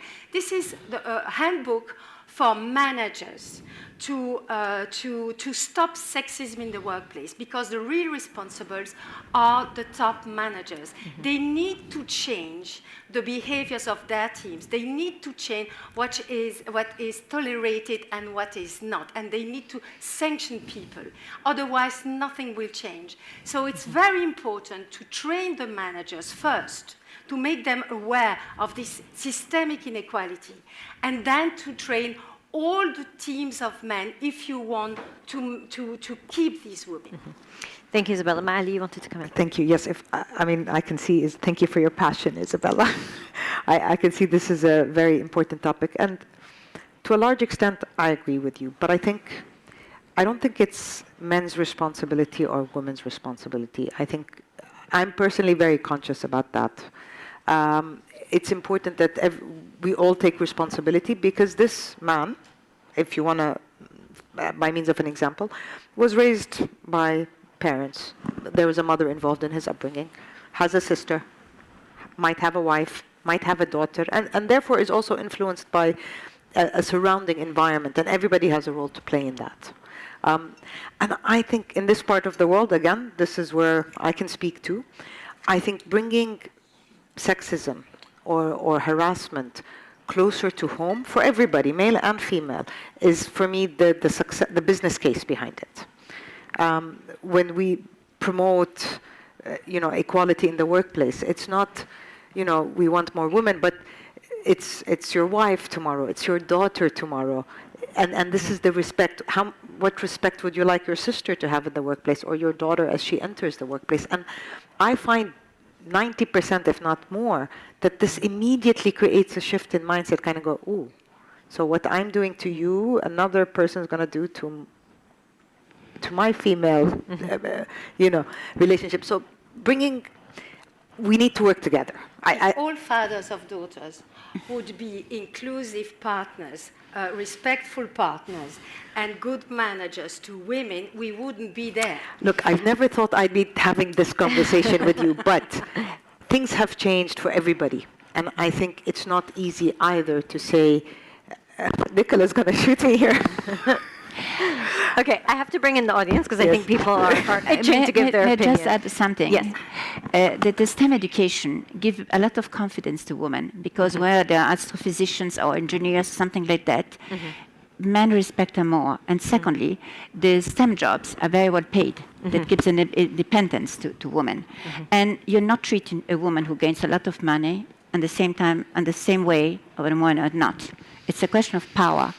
And it's horrible what I say, but STEM jobs, it's also a solution on how women feel vulnerable, because if they're independent financially, they can say no. They can just quit the home. If they're not, they have to be there. Then, sorry, I just wanted to add that. Thank you. Thank you very much. Okay, Nicola. I have a pressing question. The other day I met a series of young ladies, in their 40s. Thank you so much. No, but in STEM, and they were telling me that besides what Isabella was saying, they also were in teams where there were huge salary differences between the same jobs and the same women. Now, what they had done in these companies is that they had attributed different quotas to the job description, although the women were doing the same jobs. Then the higher managers were saying, you have an annual budget. If you want to give a pay raise to the ladies in your team, and there were 3 that had 60% less salary, 60, which then ends up in your retirement age, you can allocate your budget as you wish. But how can a manager woman then decide that she gives that budget to the women and not distribute Equally. Then she was saying, and I would like actually to have your opinion, and then because you have a voice, maybe carry it further. She was saying to me that in the STEM, she was coming from the UK, but it was an international movement, that there had been a platform where women could come together, that they would be anonymous, but with the email of their company, they would be identified as legitimate to coming into the platform and to raise issues. For instance, asking, I have a new job offer. I'm offered that salary. Is that legitimate or not? So for a while the platform worked, but after a while there were new people coming into the platform, such as human resources, legal, and the whole platform started to shake. Now, this was I've had a lot of discussion in my life about anonymous, whistleblowing, etc. It doesn't work very well. But I thought the platform was a good thing. But then the platform got distracted in a way. Is that, in your opinion, an option? What can be done? I heard Isabella, but I was really moved when I heard this experience. Sorry. Thank you. Okay. What's happening? Okay. That was interesting. Okay, so we will take. There is another question. Lady would like to ask. Yes, yes, yes. Please hold. Just yes, we have a mic here, so we'll just yeah. Yes. My name is Iris Meinl. I'm since 15 years working as a project manager in STEM, in Industry 4.0 and digital transformation. I was working 12 years in Germany. I was educated at a Master of Computer Science and I hold an MBA. And I left Europe because the working conditions in STEM for women are bad in Europe. I'm here since 3 years, and so I have to shake it up and to bring it upside down. The conditions to work here as a woman in STEM are much better. So In what way? Yeah. Sorry, in what way are they better? For me, it was hard in Germany to get a project lead. I was always a sub-project lead, but not a project lead. Because they took my male colleagues, even if they're less qualified. I had a big gender pay gap, up to 30%, compared to male colleagues in the same role and same project. Less chances, and I'm not only one, because I have a close contact to other project managers in STEM, female managers, and we all say the same. Yeah. Thank you. Yeah. And this is really disappointing. Nothing changes. 15 years. That's really interesting. I mean, thank you, because I was saying, I mean, with due respect to my incredible panelists, I was saying I wish we had somebody who was working directly in STEM, so thank you for being that person and that voice here. And I think that's really interesting about the variation in experiences. Anonymous platforms to kind of whistleblow, I mean... I would just maybe do two things. There is something that works in each field, not only in STEM. It's an index that obliges the companies in a very transparent way to check exactly how much people are paid in the same position, exactly which is the promotion of each of them, including when you come back from maternity leave or paternity leave, and with a list of criteria. And this index, it's public, and it ranks companies. And when you know that, for instance, the reputation and the image of company, it seems important, of course, for the business, and that 76% of people worldwide think that gender equality, it's extremely important for the reputation and image, again, of the companies. This index, at least in France, since 3 years, it really works. And we see how companies improved. And of course, they say, oh, we didn't know that she was less paid. But we talk about 30, 40% less for exactly the same job. And another thing they think is extremely important, and again, I think in the Emirates, they have a vision in many fields that we don't have. The other things that is extremely important for all that, it's the paternity leave. Because if you start to have really a balance between the maternity leave and the paternity leave, not just 5 days, 10 days, 1 month, but really a number of important days, 2 months, for instance, in Italy now it's mandatory, 2 months, it's new. Then you change the mindset because he starts there. And you know what they do in the Emirates? They have a very good idea that they try to sell in Europe.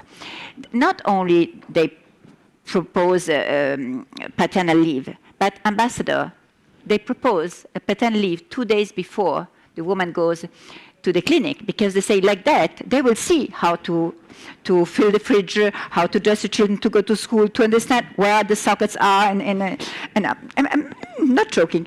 And that was something that they would like to enter in the law in France, in Germany, and so on, because I think it's very important to change the mindset. And for STEM, it's extremely important because they don't wait for you when you come back. They don't wait you. Even if the law obliges you to,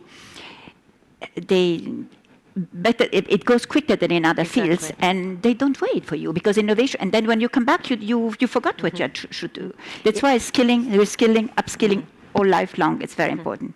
But it's interesting what you mentioned about paternity. I once moderated a session with a number of ministers from Latin America, and a number of countries had actually put in paternity leave for men, but the men wouldn't take it. No. So it was there because they were scared of the peer pressure. It goes back to society. In Japan, it's the worst. They have a very strong law, but nobody takes it. Nobody takes it, exactly. So it's also a cultural shift. But I like this in advance of paternity, becoming a father, being ready for it.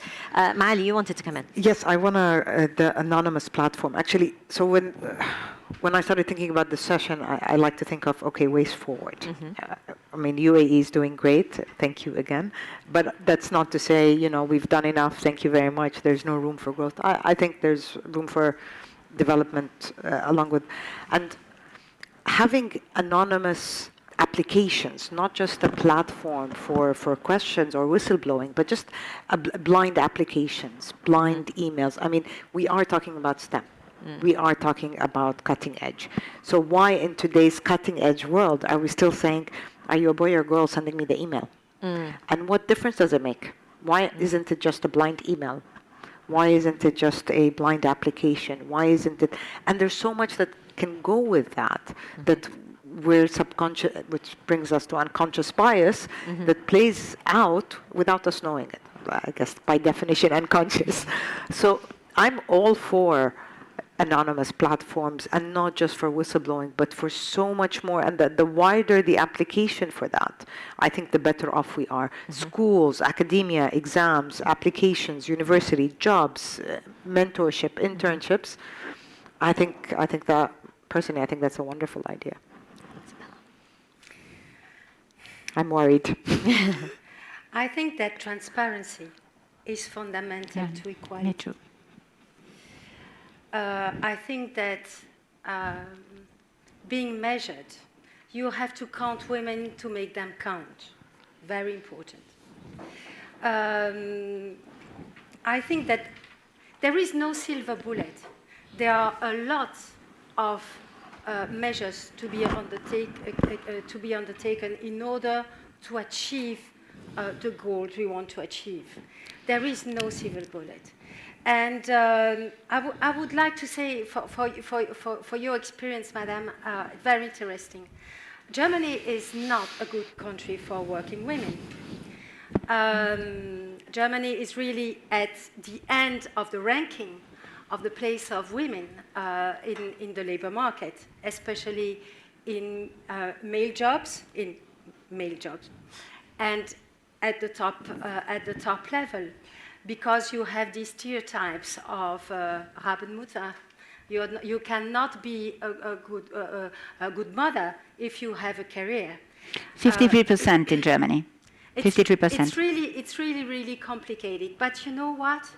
It really depends of company to company. I'm so happy that you have found your place here, But this doesn't mean that all women working in STEM in these countries are well treated, unfortunately. You have, as women, we need to find the good company with the right managers that have acknowledged these inequalities and that make something against them. So this is very important. And the difference between France and Germany, for example, is that France, like just you said, Chiara, they have a lot of measurement and a lot of regulations imposed to companies because they need to measure where the women are. They need to have people trained on sexism and sexual violences in order to treat them in the workplace. It's the only country in the world where these trainings and these people responsible are compulsory. And this is fundamental. And the whole society has the same vision. We need parity at the end. And in order to get there, we need to have positive actions, like quotas, like measurement, and so on. And that makes a lot of difference, because these companies, even if they don't want to, they will need to adapt. And let me end by something, because we are invited by the European Union. Thanks God we are in the European Union, because the European Union has exactly that same vision. Parity, equality, equity is a core value of the European Union. Because what is the European Union is to shift from a world, Europe, of who is the strongest, and the strongest will have the final voice, the final decision, to an entity where even the smallest country have exactly the same voice. And this is the same like between women and men. That means we need to shift from a relation of power to relation of respect, to inclusion, to cooperation. And the European Commission does a lot in order to enhance equality between women and men. Pay transparency was submitted by the European Commission to the Parliament 2 weeks ago that approved it. I hope that the ministers of the countries, that means the European Council, will adopt it very soon. That means that you need to have, people can have full transparency of the wages, so that you can point out an inequality, and then you can go to your manager and say, there is something that is not fair here. Isabella, I have to cut you off, I'm sorry, because we need to close the panel.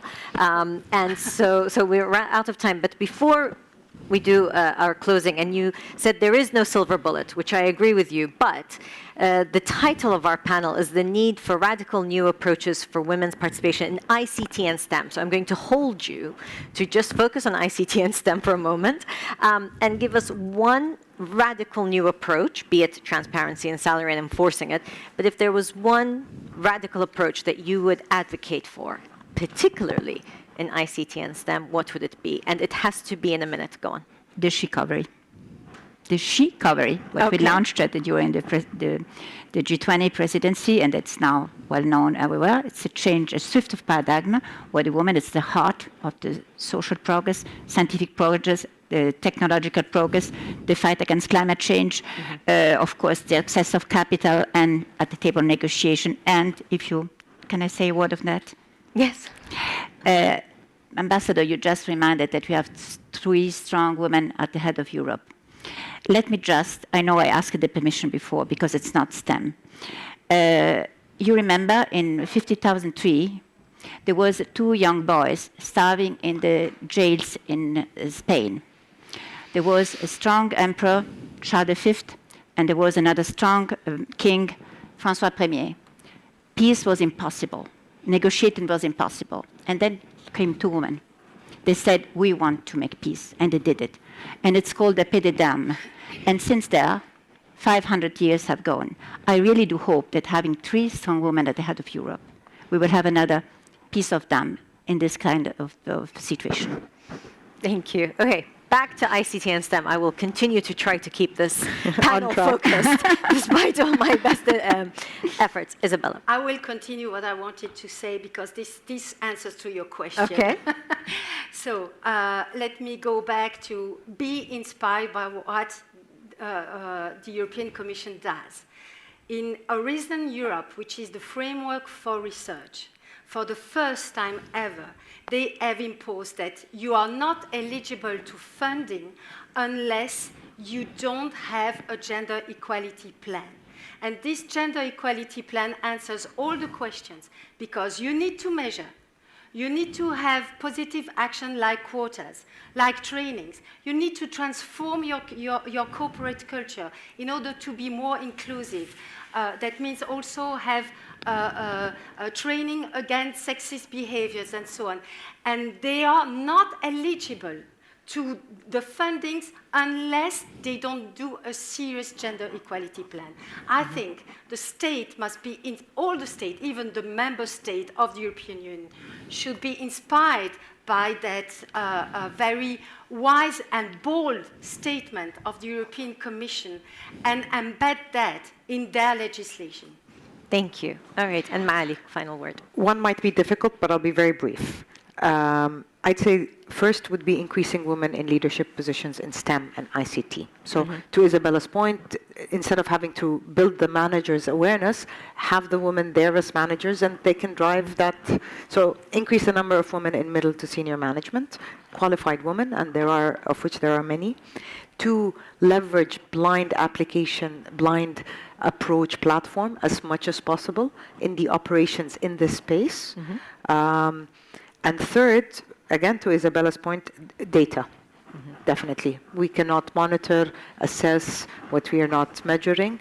In the UAE, we have some phenomenal successes, but they're the outliers. And I'd like to see it a general trend as opposed to have, yes, the first female astronaut, yes, the first, but I'd like, although, 40% of the Mars mission is women, but that to be a general statistic across all sectors and all segments in ICT and STEM. Great. Well, thank you very much. Thank you to our panel, and thank you to all of you for your contributions. I'm sorry we didn't have more time. So thank you very much. Thank you. Thank you. Thank you, Mina. Right.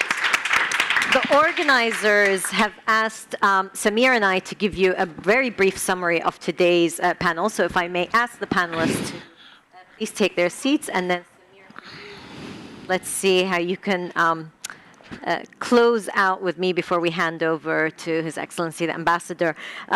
So to try to wrap up this session is going to be a bit of an ask.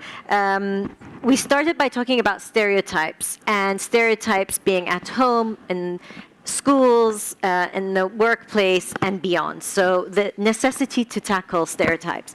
An entire ecosystem in order to facilitate having more women in STEM and ICT on the just entry-level workforce, but also retaining and upskilling women and allowing them to get to those senior positions. We spoke about the importance of trying to be gender blind, be it, again, in education or when receiving complaints about certain matters within the workplace. And of course, the reputation of countries and the reputation of companies should really focus on how they treat all their employees, but particularly how inclusive they are for women and others. I would say one of the most interesting terms I've heard today is a glass elevator. I had not heard that before. So men who go into positions that are dominated by women end up being in a glass elevator where they're very quickly promoted. So to be wary of not only trying to break glass ceilings, but also ensuring there aren't glass elevators that are unfair to women in the workplace. Samir, I'll hand over to you. Well, yeah, it's a very interesting topic, Mina, and I think a lot of them resonate actually what's happening in the world of politics, which we heard earlier in the first session.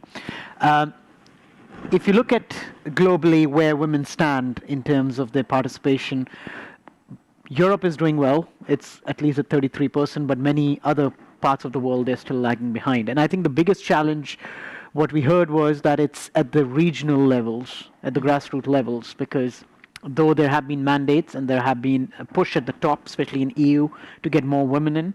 But as you go down the ladder, you find it's much more challenging for women. And some of the interesting solutions that came out where, of course, the quota system is one key to use it.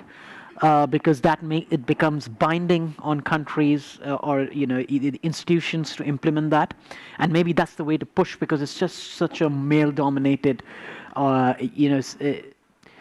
it's not just politics, it's also at how voters look at it at the ground. That mindset needs to be changed. So maybe when you have more women leaders at the top, they will look at them from a different perspective.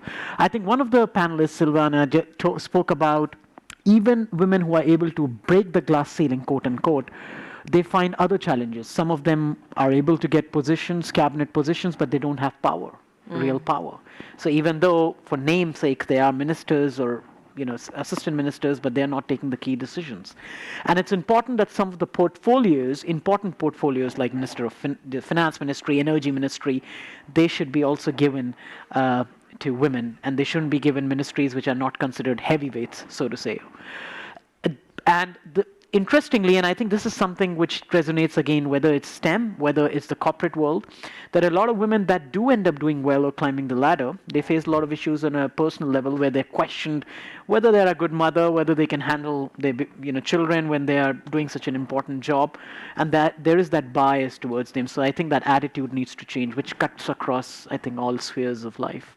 Great, thank you. So with that, we close out the panels and we hand over to our Masters of Ceremony. Thank you. Thank you.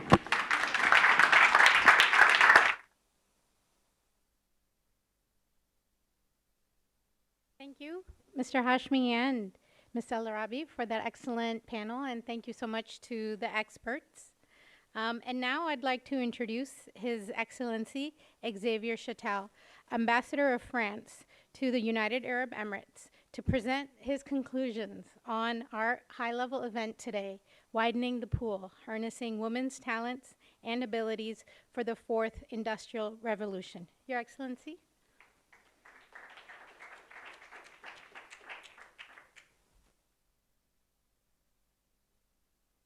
Are there any headsets? This being a European Union environment, I have to speak in French, even though my minister spoke in English. So for those of you who might not speak the French language, I would encourage you to take a headset or just to not listen patiently. But I promise I'll be brief. So juste quelques mots d'abord pour remercier les organisatrices et les organisateurs. A few words to thank the organizers of this event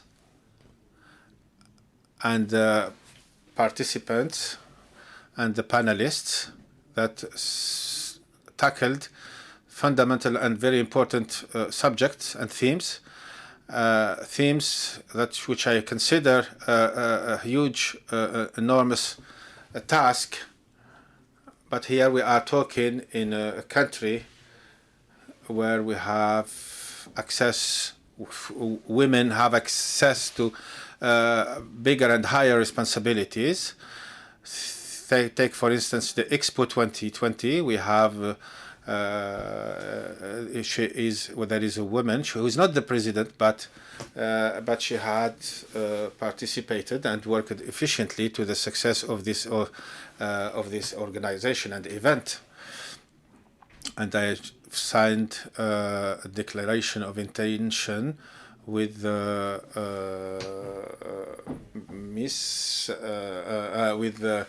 ministry delegate in charge for the food security, and believe me, she is quite a tough woman. So I was lucky in my previous job to be a minister, an assistant to the Minister of Defense, and during the meetings concerning and with our close partners, I was the only man in this meeting and this council. There were a women minister in France, women minister in Spain and Italy, and another representative of the European Union, which was women, and the Minister of Defense of Germany, which was as well a woman. So often women is associated, are some government councils are associated to these stereotypes, but it's not true, always true. This is to say, that there is many things remains to be done, and then I would just to speak about the Ukraine. As you know, that the war in Ukraine, there is this shameful aggression, and there is no pretext, no excuse will justify this history. And as we know, during these sad events, it's always women that pay the heavy price of the aggression. And at that moment, we have a thought. Our hearts and feelings go to, prayers go to this population who are under bombarded by Russia. So happily, there is a lot of actions and plan actions in this domain in Europe, and many texts are being prepared and drafted concerning the administration boards. I will not talk about the inventory, what my country does in this field, but I will just mention one thing. We have fixed an objective that from now to 2025, the 25% of the public health should have a positive impact on the woman, and this shall be translated in daily life.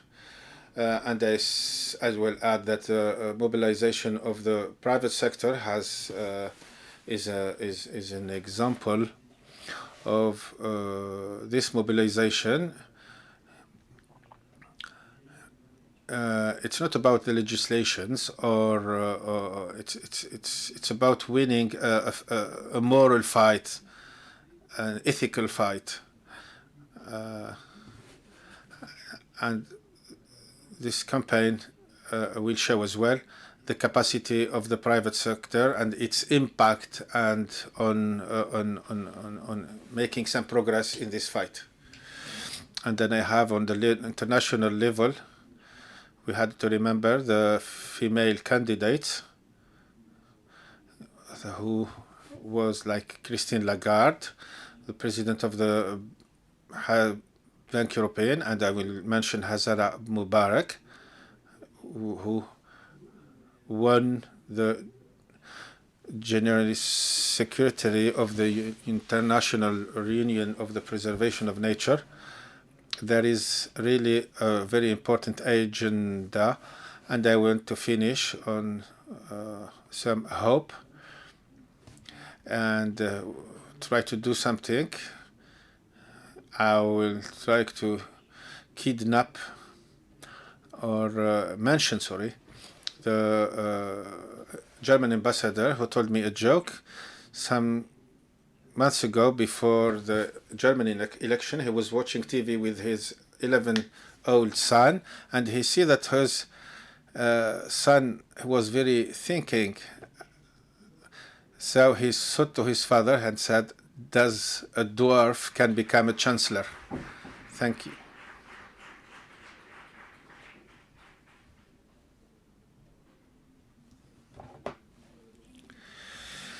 Merci, Votre Excellence, pour ces quelques mots. Et cela conclut notre programme pour aujourd'hui. Nous vous êtes tous cordialement invités à nous joindre dans le cocktail de networking à la terrasse du pavillon. Et nous vous remercions de votre participation et de nous avoir rejoints aujourd'hui. Merci.